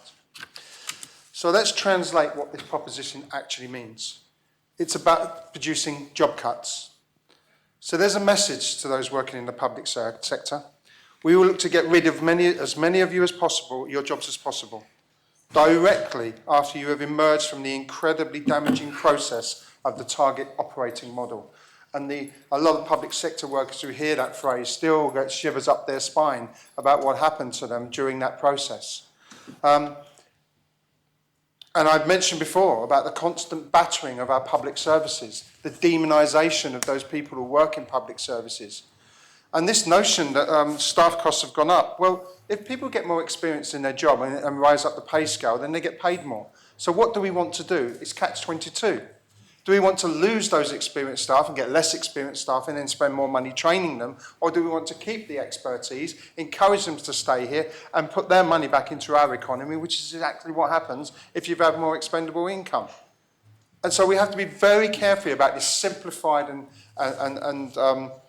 simplistic, I would say, sir, approach to what we're doing. So I'm afraid this proposition is the product of developing policy via social media polls and the influence of small government lobby who will never be satisfied with the size of the public service until they don't receive the precise service they want for themselves at the precise time that they want it. And that is one of the issues that we've got when people attack the public services constantly. And let's look at the implications of this and the reality for departments and most importantly for the morale of staff. So I can remember, because I was actually worked in it, the process of job evaluation that was undertaken by support staff in schools where I was there. Each member of staff had to, in effect, justify their own job.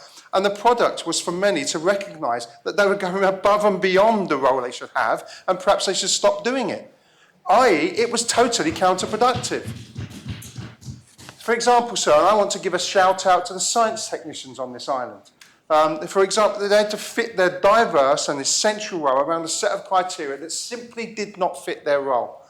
And we recognise that they were a pivotal part of any functioning science department who went way beyond what their job description would say.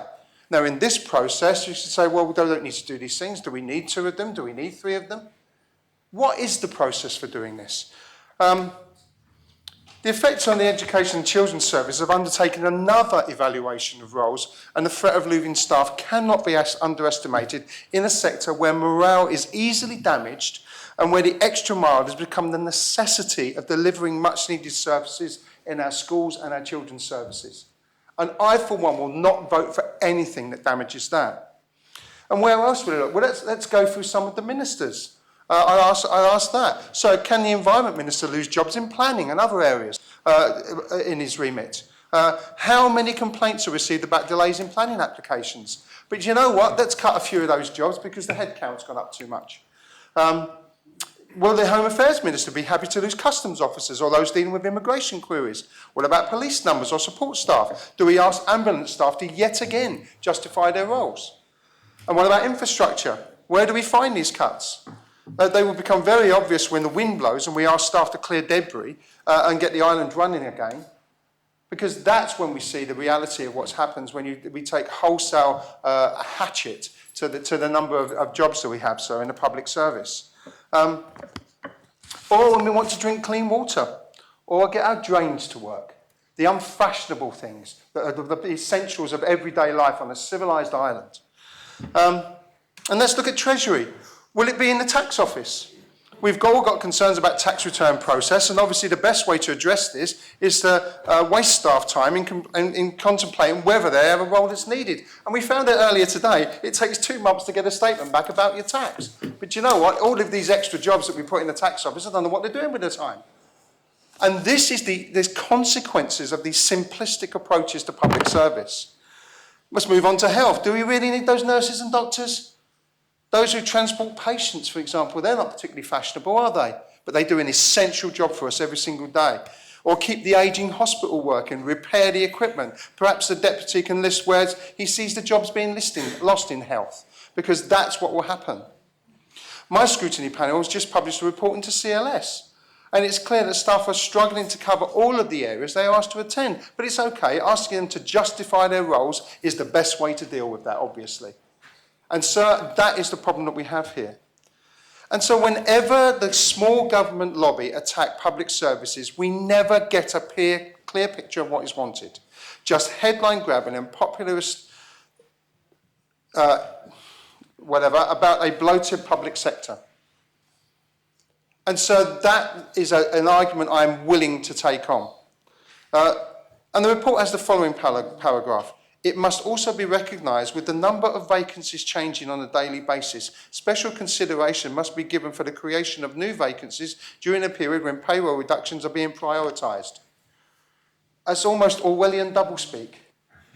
It reminds me, sir, of my favourite Monty Python sketch, which I will quote. I think all right-thinking people in this country are sick and tired of being told that ordinary decent people are fed up in this country with being sick and tired. It's doublespeak. And what we're saying here in this proposition is that we will create, well, I don't know. In fact, I'm not even going to try and translate that paragraph. Perhaps the Deputy can do that himself, sir. So the problem is that some areas are not headline grabbing. Road cleaning, rubbish collection, day-to-day maintenance of wider public realms, support work, mental health services, which are so vital yet so rightly hidden from public view for the good of those being supported. And I asked the Deputy, has he ever tried to employ somebody in the public sector? Has he ever gone through the process of trying to create a post? Because I have previously, and I know lots of people who have, in education, for example, by the time you've agreed the field on the post being there, the field of applicants has gone. They've gone elsewhere because there are timescales that you can't reach.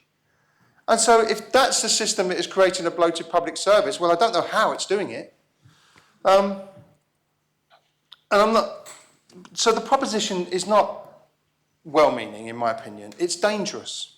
And it's dangerous because I believe where vacancies are concerned, prospective payroll expenditure savings can be made. That is a blanket statement. There are vacancies so we can get rid of them. And the complex structures of public service provision are not even considered in that. And that is not right. We can do far more damage by taking that approach than looking at the actual processes themselves and what we want to deliver. And the conclusion to be made without evidence, without an understanding of the real importance of public sector for our island, and the notion that we will have a swathe of public cuts because of this. Apparently people think there are too many people in the public services. These are the same people who are struggling to get their tax returns, or are going long waiting lists at the hospital, who complain about the streets not being clean, or complain that the public realm, is not as good as it used to be because we've got about 5 different companies now doing the flowers, for example, or looking after the parks. It's incredibly complex. In Millennium Park, there are 3 toilets, so there's 3 different companies who maintain those toilets. So if I get a complaint from somebody saying that the baby change isn't working, I have to search through 3 different companies to find out where the baby change is going. Now, we had the public sector doing that before, but this would be extra posts for the public sector, and we can't do that because we have a bloated public sector. The logic is not there. It does not work. So I urge members to reject this proposition and for each department to have a meaningful and structured approach to its vacancies. The debate and discussion needs to be around what we value in our public services and what level of service that we want. That's the debate we want to have in this assembly. And then we need to accept something, and this is a difficult one. We have to accept that we have to pay for it. If we want high quality public services, we have to pay for high quality public services. Or we accept second-rate public services in the name of job cuts, in the name of saving some money elsewhere. So the debate over our provision in the public realm is way more complicated than simply taking a swathe of cuts in each department and giving quotas for cutting. That topping and tailing of services was one of the worst parts of government for many, many years. And as for this notion that we had a golden age of public sector when everything was fine and it was much smaller, I don't believe that is the case. There are issues with management in the public sector, of course there are. But that comes, sir, because there are issues with what we can produce from frontline services. And we need to take some courageous decisions if we're going to restructure, not simply job cuts, but train, encourage people to stay, encourage people to use their skills properly, and encourage people to contribute to our island in the best way possible without constantly demonising people because they were referred to as being members of the public sector. So I urge members, please reject this and let's stop having this attack on our public servants. And I'm quite happy to stand up here and support them because they provide service that we all need every day, sir. Thank you. Deputy Scott. Thank you, sir. Well, unlike Deputy Rob Ward, I don't think it's particularly fair to suggest that the Deputy proposing this had poor intentions. I do believe that the points that he's made about the need to bolster the stabilisation fund, about the fact we do have a tight labour market and the public sector can be, or the way in which the public sector is being managed may be seen to compete against the private sector that's trying to be more productive. And there has been certainly voiced in the business community a frustration about a lack of productivity in government and slow pace, often in the area of policy making. And I'm not so conscious, or at least there was something in Deputy Andrews' speech where, and I couldn't quite see it in the supporting questions, but mentioning that there was some distinction to be made between the number of managers and the number of key workers. I'm still trying to get to the bottom of that because I don't believe anybody is really saying that we shouldn't have key workers. In terms of the actual what's being proposed here, it does seem overly simplistic though. It's as if, right, okay, you've got some vacancies, let's look at them and see if they're necessary. When in fact, as far as I'm aware, usually when you are increasing spending in a department, you've got to give a business case. And I've seen some of those business cases in the course of scrutiny, and I've got to say that some of them, I might question the quality of them and whether there's been some real hard analysis about what the value really is to the public. And then we do have some really quite weird timing when it comes to this government plan and the timing of value for money reviews, at least in the area that I scrutinise. But in terms of actually saying, right, okay, let's look at these vacancies and see if they're really needed, there's a lot more consideration that needs to be done because we could be talking about what might be desirable in terms of cutting away dead wood, but at the same time there may be desirable new shoots and vacancies that you really do want to have filled. And when it comes to perhaps people who perhaps could be employed perhaps a bit more productively, we could be looking at retraining, maybe we could be talking about replacing automation, but there's a whole load of principles and questions here in terms of how you resource retraining, how you resource automation, all these things which come into play. So it is, I think, a very kind of difficult task. I'm not saying it shouldn't be performed, but there are, I understand the difficulties with the solution that's being proposed in this proposition. What I think is really part of the cause and part of what could be, I see the deputies desire to try and address things. I have that desire too. But one thing that has been striking me more and more as during this assembly is what I would actually suggest is a lack of transparency on the part of the SEB. Perhaps we're not overly clear about what it's doing. And one thing that I was interested to hear about was the Constable St John's mention of the strategic workforce planning. In fact, I had heard about this strategic workforce plan, and I thought this sounds very interesting. I'd heard from it from a member of the public sector, and I did actually ask a member of the SEB, what is this? And this member of the SEB told me that that member didn't actually know. Now, that may have been because it's been kept confidential and there may have been a concern about actually revealing that. But what really strikes me is, well, we ought to know, we'd like to know. So I would say, although I don't really feel, based on what I've heard so far, I can support the proposition, I really think that it would be useful for the chairman or the vice chairman of the SEB perhaps to give us a briefing on that. It would be good to have more communications about what is being done to improve productivity, to address things like bullying in the public sector, so that we can actually see perhaps some progress in these areas which are highlighted to us again and again. Thank you. Deputy Tadier. Thanks, sir. So it's heartening to see some speeches across the Assembly, I think, from members who might normally have different political and economic outlooks, saying that actually this proposition isn't really doing what it may set out to do, or if it does set out to do what it does, it's not the right thing. I think this proposition is flawed. First of all, let's start off with the term exponential growth. Did anyone else pick that word up? Because Deputy Andrews has suggested that our public sector has been growing exponentially.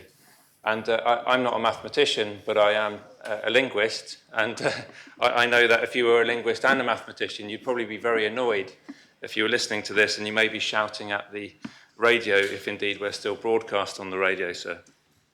It's one of those things like apostrophes that get on people's nerves, or the word decimate when it's used to mean to get rid of the majority when it really just means to kill 1/10 of, or disenfranchise when you just feel like you've been treated a little bit badly.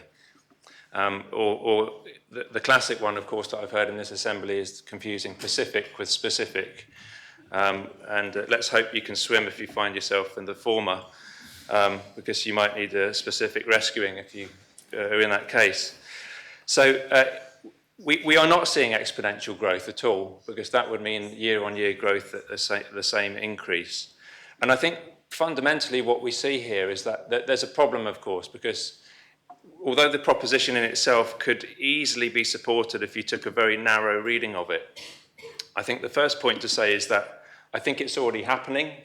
I know that departments are already going through a whole series of what I would call a request to find cuts. So they're looking at all of their budgets, even though we're faced with a period of inflation where there's an expectancy of growth, that departments are looking at all their headcount, which includes not just vacancies, but also roles that may be able to be realigned or rejigged. So I think government's already doing that. And listening to the speech itself, it's very much a small government speech, which I suspect has been influenced by listening to people who I would call the populist minority, but vocal minority in Jersey, who always think that wherever you are, government is being run inefficiently and money is being wasted, and it could be doing much better if only they ran it in the same way that they ran their own personal household finances. And I'm not saying we shouldn't listen to those voices, but of course, they're unsophisticated. And of course, I do pose the question how the Deputy, on the one hand, in previous debates, has held himself up as a social democrat, and then he seems to be actually wanting to be even more small government than the current government that we have, which, no offence to them, I think they would wear the label correctly and willingly, is a conservative and economic government of the right, for the most part. So we have ministers who I think are not averse to wasting public money. I think we certainly have a Treasury Minister here who doesn't like wasting public money, and I think you've actually got to prize the wallet off him, so to speak, metaphorically, sir, when you're asking for growth bids. And so it's a strange position if Deputy Andrews thinks that this government isn't working fast enough in that respect to decimate the public sector, which is possibly what he wants them to do. Deputy Scott is absolutely right in what she says, that this is only one part of the equation. Because, of course, I've always said there are two types of inefficiency. There's an inefficiency where you don't invest enough, and there's an inefficiency where you invest in the wrong areas and therefore you waste money.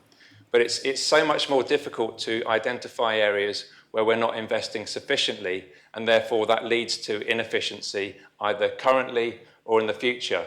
And often it's because it's really difficult to find what the consequences are of those omissions. What I would say is that we can do that retrospectively by looking back at the past.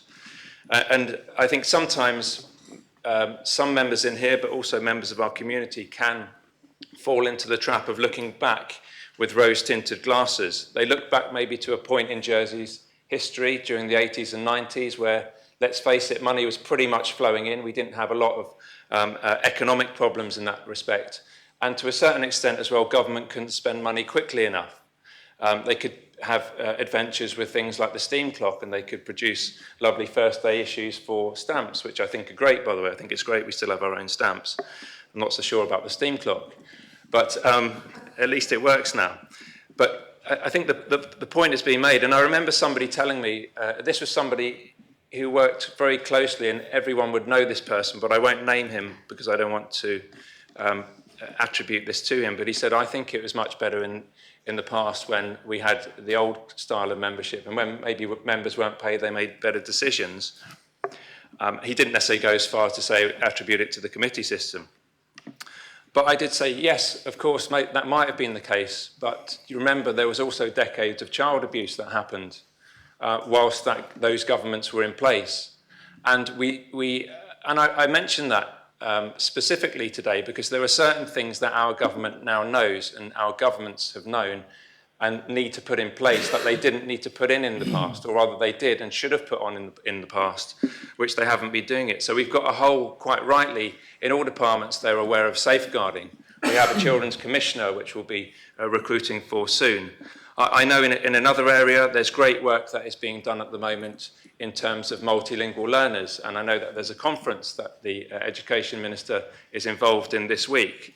And that in itself also shows the fact that we're needing to invest in new areas as our knowledge becomes renewed about societal educative changes that we have, which we didn't know about before, about the way we need to provide social security systems for people who weren't captured in those systems before. So we understand that if you're a child in Jersey, you can't be left to fend for yourself just because your parents don't have 5 years residency. And that's something we need to grapple with, and pupil premium, etc. So I'm very worried when I hear this kind of proposal, which is very one-sided and asks for vacancies to be removed. But what about vacancies being, and job roles being tweaked? If it turns out that we've got a vacancy or somebody employed in a role which is perhaps coming to the end of its usefulness, we might also need to look to repurpose that role, to move that person to a different area. So I think for all of those reasons that have been mentioned, this isn't the right proposition. I think I would add my voice to those who go out and say that we do need to value our public sector. It doesn't mean, of course, that we always agree with what a particular current government is doing, and that action should sometimes be faster in coming forward.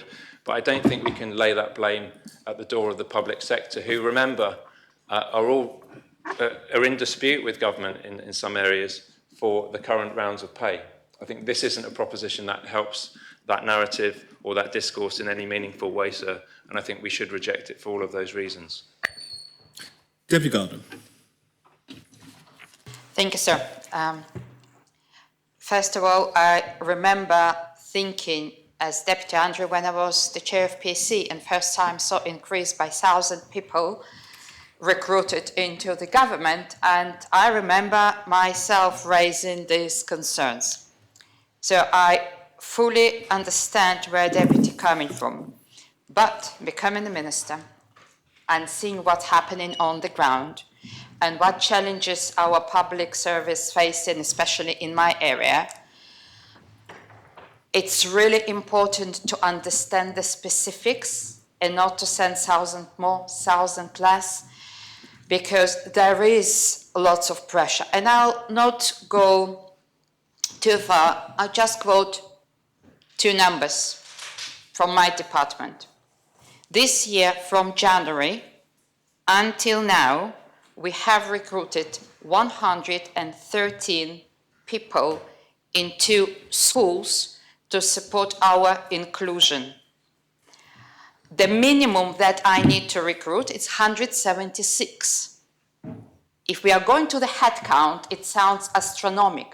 But this is the minimum, and I do have a budget, and I'm grateful for the Council of Ministers, and we are continue because we have managed to recruit 113 people already. The second number that I would like to quote to the States members, during last year, only last year, from Q2 22 till Q2 23, we had 100% increase in referrals to ADHD and autism assessments. From 2020 till 2023, we had 700% increase in the referrals. We have increased the health count. Last year, from 20 till 22, we increased from 20 to 64. And this year, we are going to increase to 80 to meet the demands. Would somebody suggest that we don't need to do it? I don't think so, because there is a demand, we need to support, and we need these people in the jobs. And if you're looking into the pay grades, the psychiatrists come in very high pay grade, psychologists come in very high pay grade. So to say that we have high pay grade, but they are frontline, these are the people who needed to make the assessment.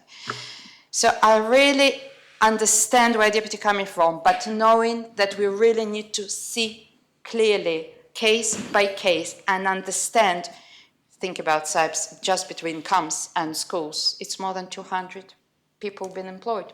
So I think it's also, and it's important, and I will not back up because we needed to deliver needed services. Thank you.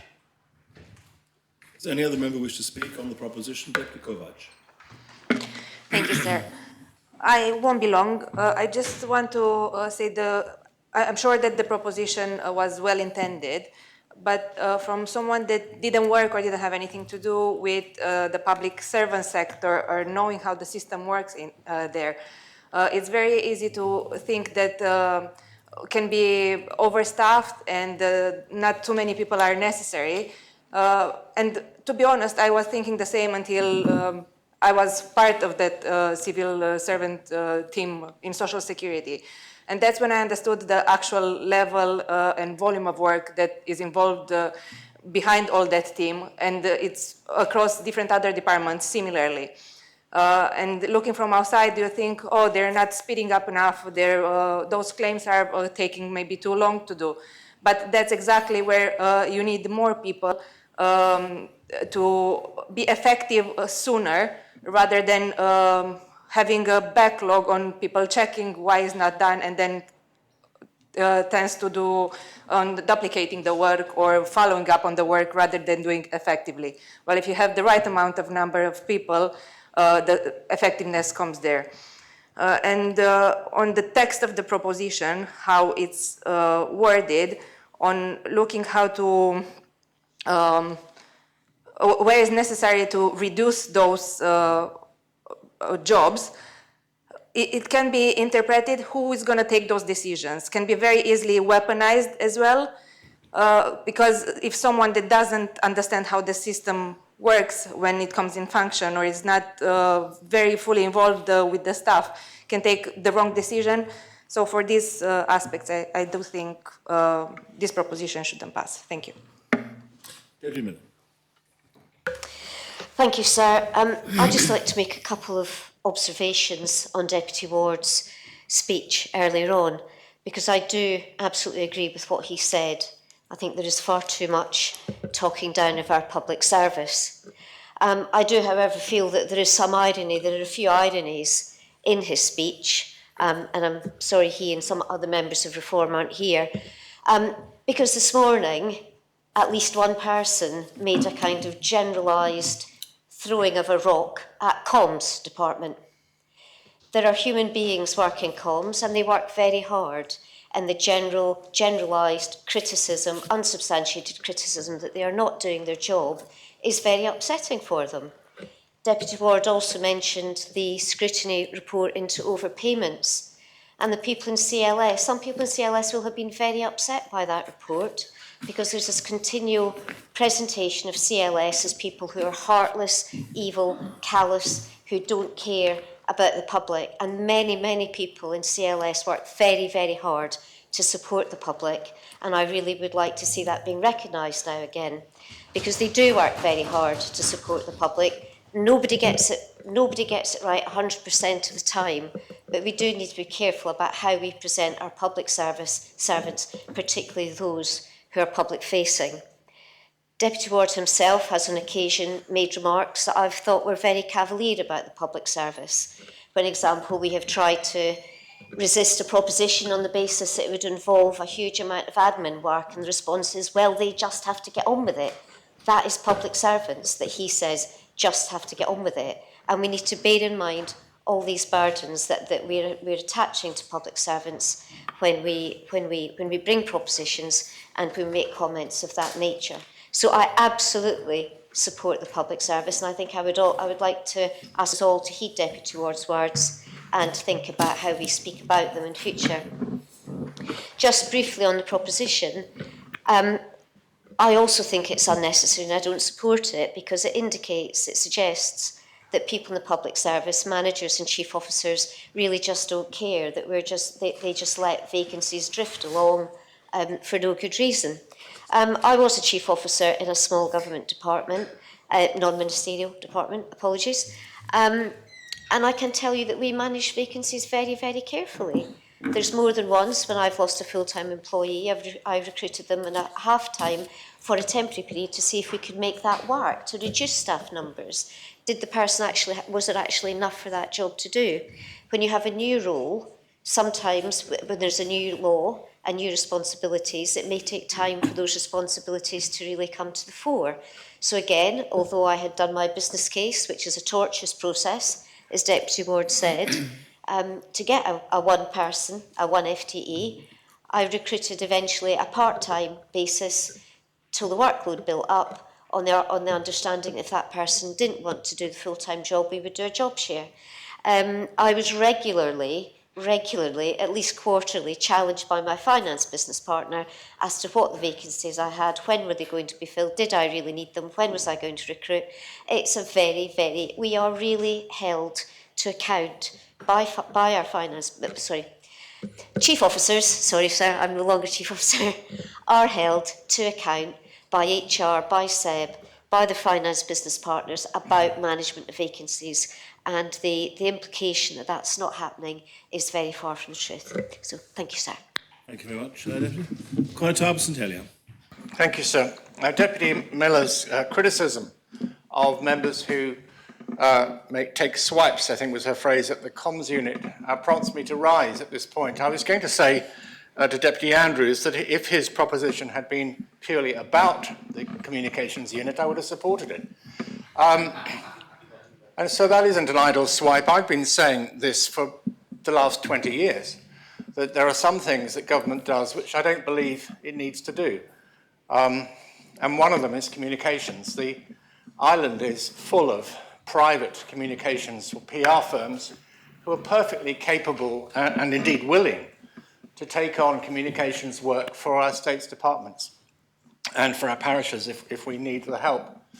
I would also suggest that the media would far rather talk to a minister or assistant minister without having to go through the filter of the communications unit, which I gather is currently the case. So I make no apology for saying that I think we could do with fewer than the current number of communications unit officers, and I know that members in that unit know there's nothing personal in my saying that. Indeed, I know many of them well, but some of them I count or used to count as my friends. But when these people joined the unit, they presumably knew, because as I say, I've been saying this for 2 decades, they were presumably told that the Constable of St Helier will occasionally make remarks in the States about the unnecessary size of the unit that you're joining, and don't pay any attention to him when he does it. But so I do believe that there are probably other parts of government as well where the right approach could find vacancies that could well be deployed in other frontline or in frontline places where we really need them. And I absolutely agree with what Deputy Ward was saying about the growth in the kind of vacancies, the jobs that we really need to fill as an emergency. But I don't take back what I said this morning. In fact, what I said earlier today about the communications unit was actually about the fact that it took islanders hours to get information about the gas outage, which should have come very quickly from a well-staffed communications unit. Thank you, sir. Deputy Coles. Thank you, sir. First, I want to address this well, in my opinion, a misconception about a bloated civil service. If you hadn't noticed, we live on an island. We are fairly independent in our organisation, and the services, therefore, that we provide all come through from central government. We look at our hospital, our health service, that's all supported locally through central government, where in the UK, a borough similar size to Jersey with a similar population that's governed by its own little borough council, they don't have to take responsibility for the health service provided by the NHS. Our police and fire service, again, all done through central government, where again in the UK it's done nationally. They don't look after these. Our central government looks after everything that we do on Ireland. It's not fished out to a different agency, different national agency that comes in and covers us off. So we have to maintain a public service that by number of head of population will look larger than other jurisdictions. That's because we can't fish these things in as easily as these other areas do. So this is why it needs to be supported, needs to be encouraged, and people shouldn't feel that their positions are constantly under review and constantly under threat. We see quite frequently in government plans and decisions that we have things called value for money savings or efficiency savings. It's because they are continuously reviewing the amount of manpower and the amount of resources that are being used for all these functions. We see it all the time that this audit is basically happening 24/7. So actually, what makes a public service more efficient is actually efficient processes. And we have an auditing process for our processes within government. It's called the Comptroller and Auditor General. She goes in, she evaluates all the processes that the governments do, and so then they come back with recommendations which will improve efficiencies within government, and then it's up to government to take those recommendations. And this is where then we could look at ministers, chief officers, and we should be saying, well, come on, the CNAG has made these recommendations, why aren't you fulfilling them? This will give us the most efficient and best use of public service. I'm also worried about this use of number of headcount, because during a recent PAC review, we've been hearing, especially within the police service, that we have individuals who are double or triple hatting. These are people who take up varying roles and responsibilities, as well as their other day-to-day stuff, so they are forced to step up in time of crisis. Well, actually, that surely equals more risk and more vulnerabilities within our sectors, that actually maybe people shouldn't be triple hatting. Double hatting maybe is a step too far as well.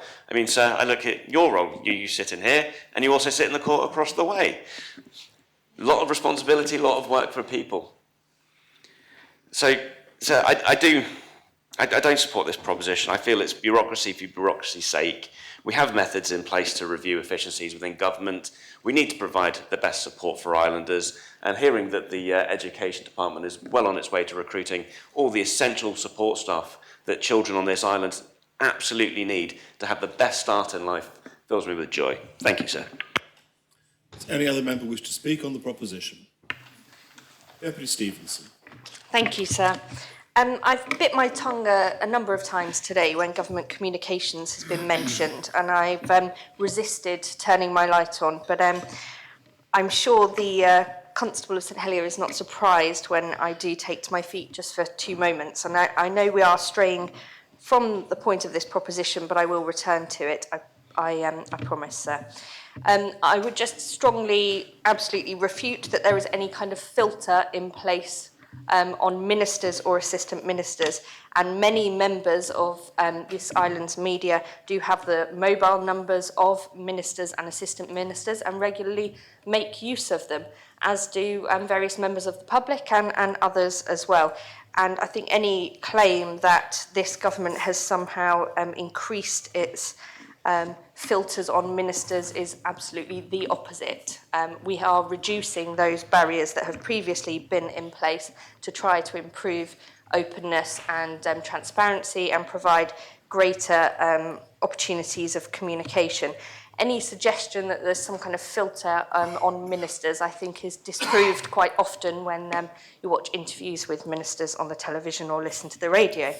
I'm grateful for the comments of Deputy Miller, actually, because she sums up my thoughts, again, on a couple of occasions already today on this matter of government communications and showing due respect to all our public servants as well.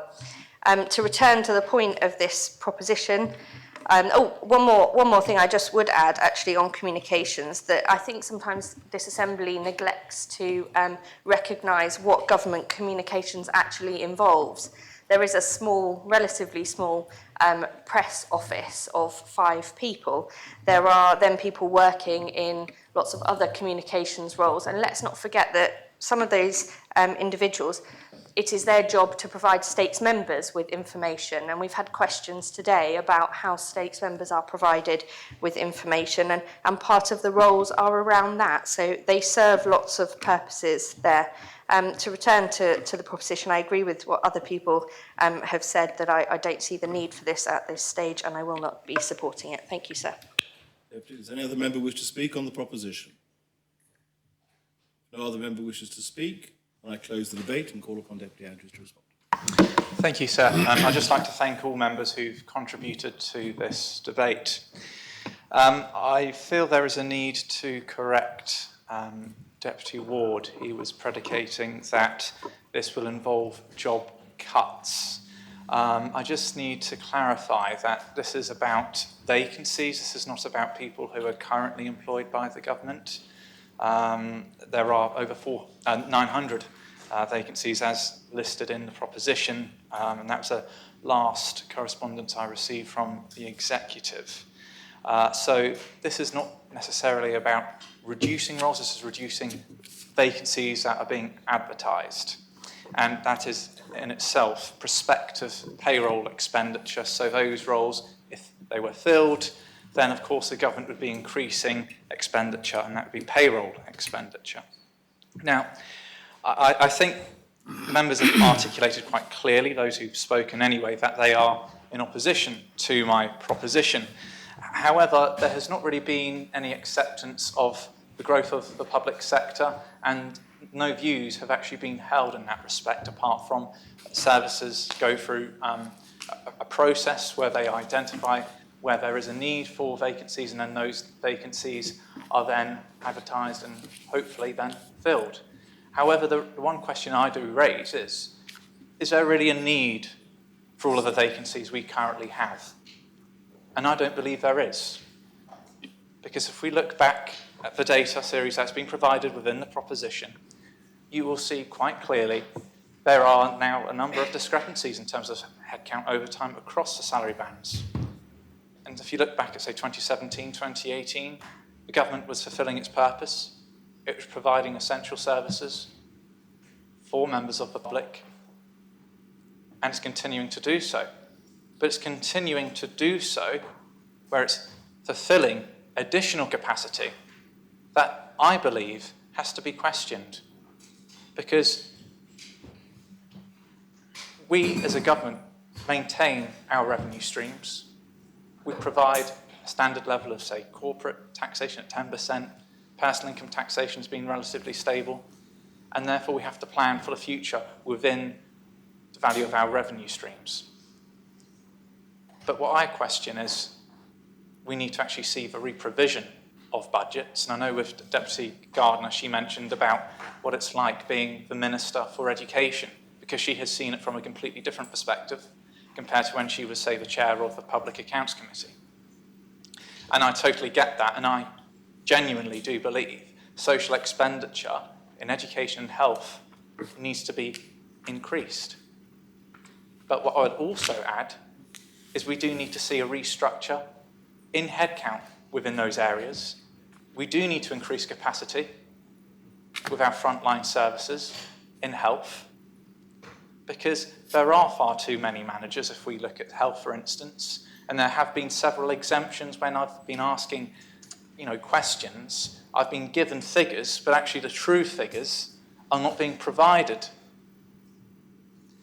And because there is certain loopholes that are in place, That's why I'm provided with a response. And okay, it's a legitimate response, but it is not giving me the full detail of what is really going on within the department itself. And I know with, say, Deputy Tadia, he questioned me in terms of, proclaiming myself as a social democrat and then, coming up with this proposition. And, for some, it might be, say, a more conservative approach about small government. But in essence, what I'm really standing for is a government that is improving its administration, providing more effective and efficient services. And I think one of the objectives we, as a States Assembly, what we have to be really working upon is how we can increase a more prudent level of technical efficiency across the public sector by minimising the level of inputs that we use and by making sure that people have a public sector that is offering good value for money. Because I find it very difficult. So when I'm looking, for instance, at the government plan, we see growth bids of, say, 47.5 million. And then at the same time, there's £10 million in efficiency savings that's been secured. And actually, it's counterintuitive because really what we should be doing is we should be standardising our budgets, not increasing them when potentially there is dysfunction within certain departments and decisions are not really being made with veracity. And then we have to question our services being delivered and being delivered well. Because that is, of course, another topic that could quite easily be discussed. We just need to look at the resilience we see within the health department to cultural change. How are we supposed to be improving public administration in certain departments when you've got senior management who are not enabling change, they are actually resisting change. So it doesn't matter how determined certain people may be. If you are up against it, from that perspective, how are we supposed to be improving? And when it comes down to this proposition and the true intent of analysing vacancies and looking at ways how we can reduce the extent of those vacancies, this is a job for the non-executive, sir. And this is the reason why I have brought forward this proposition. Because I was questioning the executive and I could see there was no intent to actually address this issue. Now, some are questioning, well, actually, we do need to increase headcount. But is that really the best approach? Is that really the most effective way to make progress? Because there are other alternatives. Investing in technology, improving the modernisation of our government. And that's not really been something that has been touched upon in this debate. But that would actually allow us, as a government, to be investing in the right areas, to improve public administration, and to also allow the public to see where improvements are being made. Because I know Deputy Curtis has been doing a very good job in the very short time he's been allocated in this position to implement a digital strategy across the government, and that's going to take time. But I certainly feel the topic of vacancies has to be addressed at some point in the future. If it's not today, then it certainly will need to be addressed at some point later on this term, because I don't really have full faith in the current processes that we currently utilise, because look how many positions have been filled across the last 4 or 5 years. And that, for me, is proving to be very disconcerting, because that is essentially budgets that are tied up in certain areas across the government as an organisation that maybe could be targeted towards social expenditure. And as I mentioned before, you just need to look at education and healthcare expenditure. It is relatively low. And you need to think about investing in human capital, investing in our people, making sure that they can aspire high in life. And also we've got to think about our ageing demographic and the low level of expenditure that we see, and that cannot be sustained. And therefore, I am not targeting public servants because this is not going to affect them directly. This is about looking at vacancies that we currently have. And of course, the number has probably gone in excess of 1,000 vacancies since the last time I had a response to the question that I asked of the Minister. But surely enough is enough, and we have to ascertain some level of control, reprioritise where our budgets are, and invest in the right areas. So, sir, I think I have given it my best shot. And it has been quite clear that some members of the Assembly, if not maybe all, will be repudiating my position, but I will be calling for the appel. As called for, invite members to return to their seats. The vote is on P73.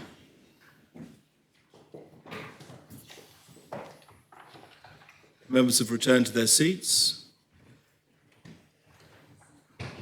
And I ask the greffier to open the voting.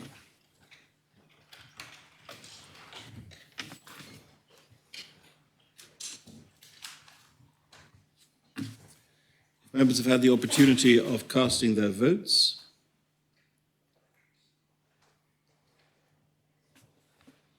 Then I ask the greffier to close the voting.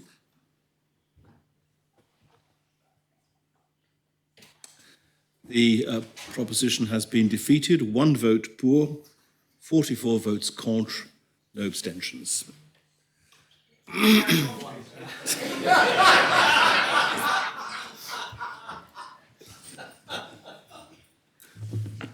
I don't think we need to do that. That concludes public business, and we now move on to the arrangement for future public business, and I invite the Chair of PPC to propose that arrangement for future meetings. Thank you, sir. At the moment, there are 10 items of business listed for the next sitting on the 7th of November. Looking at the propositions listed, I believe that we'll be sitting on at least on at least Tuesday the 7th, Wednesday the 8th, and Thursday the 9th of November. As ever, please keep the week free to be able to sit on all 4 days if necessary. Sir, I propose the arrangement of public business. Members agree the arrangement for public business proposed by the Chair? Yeah. Deputy Coles? Sorry, sir, I'm not quite sure the process, but is it possible to propose that we start on the Monday to get questions out of the way before starting public business on the Tuesday? It is possible to propose that. Chair of PPC, do you have any observations on that? I'm happy for the Deputy to propose that. Very well. Is that seconded? Yes, sir. The proposition is we start on Monday. Are you proposing Monday morning or Monday afternoon, Deputy Coles? Monday afternoon, sir. So at 2:15 on Monday afternoon. That's seconded. Does any member wish to speak on that proposition?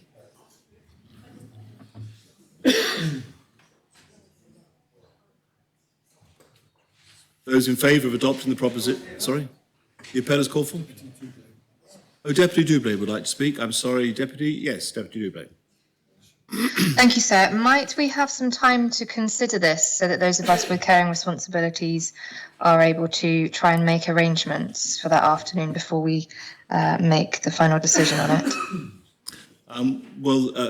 I'm sure, having heard that, Deputy, members will take that into account. There is a proposition that's seconded, and therefore it will need to either be withdrawn or put to the vote. But the position, obviously, is that this is talking about when the next sitting starts, and it will be difficult to secure a requirement that the next sitting starts at a different time if the Assembly doesn't resolve today as to when it's going to sit. Deputy Coles, you've already proposed. You didn't make a speech. So it was just if the chairman of PPC would able to confer with members and bring opinion back. If she is happy to do so, I will withdraw this on the outcome of that survey. Well, of course, we're now finishing the sitting, so there will be no further sitting which can decide when we're going to sit, if you see what I mean. So you would have to have a universal agreement to arrive as if by one accord, which seems somewhat unlikely in the circumstances. It seems to me the decision needs to be made now when the Assembly will be next convening, because there's no mechanism for changing the time other than a sitting of the Assembly. Deputy Ward. So can I just ask, if people are intending to withdraw anything, perhaps they can let people know early? Because one of the issues we've got at the moment, things are being withdrawn at a very last minute in assemblies. You prepare, one prepares and goes through all the information, and then suddenly we're not addressing it. So, for example, there may be something on the agricultural thing. There may be, I don't know if there's other issues that are being discussed in the background, which is good. You can come to conclusions and so on. But I just want to just ask for people to let people know early, then we sort of know where we are then. It helps also with the caring responsibilities for those who have it. That's all. Thank you, sir. Very well. Does any other member wish to speak on the proposition? The proposition is to start at 2:15. Deputy Barbara Ward. Yeah, just to say, sir, that there will be some people will be actually having to attend meetings which have been done well in advance, and also that involves other people to attend those meetings, so they've rearranged those diaries. I'm not saying that we can't rearrange diaries, but we all know how difficult it is some of our officers have in trying to get everybody together. So I just want to make that point, sir, if I may. Thank you, Deputy Thank Ward. you. Deputy Lewis. Thank you, sir, and I apologise again, members, for delaying my debate on agriculture and fisheries. I can assure members it won't be delayed further than the next sitting. But the reason I rise, sir, is to say this. We have a day for the States Assembly, and we have 3 continuation days. It's taking us up to the Friday evening. And if we feel that we don't have, if we can't finish in those 4 days, then we come back to the Monday afternoon. But I feel in this case, the chairman of PPC has advised us it's a 3-day debate. I don't see the reason for coming in on Monday afternoon at all, sir. Does any other member wish to speak on this proposition? No member wishes to speak. I close the debate. Do you want to respond, Deputy Constable? Yes, sir. Sorry, it was just an option to try and get us through a bit more efficiently, and we can finish questions at one point. I'm open and obviously happy with the arrangements of States business, but I feel it should be up to States members to have the chance to readdress the schedule as and when it's required. So I would like a vote, please, sir. Very well. Well, those in favour of call for the appel. The appel is called for. Invite members to return to their seat. The vote is whether or not the Assembly starts at the next week's, the sitting next scheduled, but rather than on the Tuesday, on the Monday at 2:15 to deal with questions. Ask the greffier to open the voting. A vote poor means we'll start at 2:15 on the Monday. Members have had the opportunity of casting their votes. I ask the greffier to close the voting.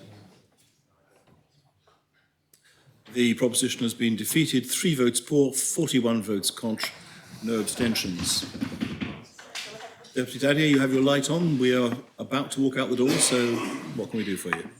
It's just for the arrangement of much future business. I think this does raise the issue of the fact that we know that the set-piece debates, as they tend to be called, it would be helpful to know in advance whether we are coming in on the Monday. So those are the ones which we tend to come in for. If PPC could give consideration to when those are, so that members don't book those days off as holidays, which they might otherwise do legitimately, so that they can be here to ask questions or answer them. Deputy Howell, do you have a... You very kindly said that we should all come tomorrow morning to listen to the verdict of what you have decided overnight. No, not in the slightest. That's all right. No, not I was just wondering. I'm afraid I am not so delusional to think that members will come in on a non-sitting day just to hear me hand down one decision relating to a question. No, that will be circularised by email. Technically, I'm supposed to do it. Yes, technically, I'm supposed to do it by 9:30 a.m. That may, if I can have the indulgence of members, prove a little bit difficult because of other commitments. It may be sometime mid-morning, but that will be when it will come through. Very well. Very well. The Assembly stands adjourned to, forgotten when it is now. It's the 7th of November at 9. Yeah.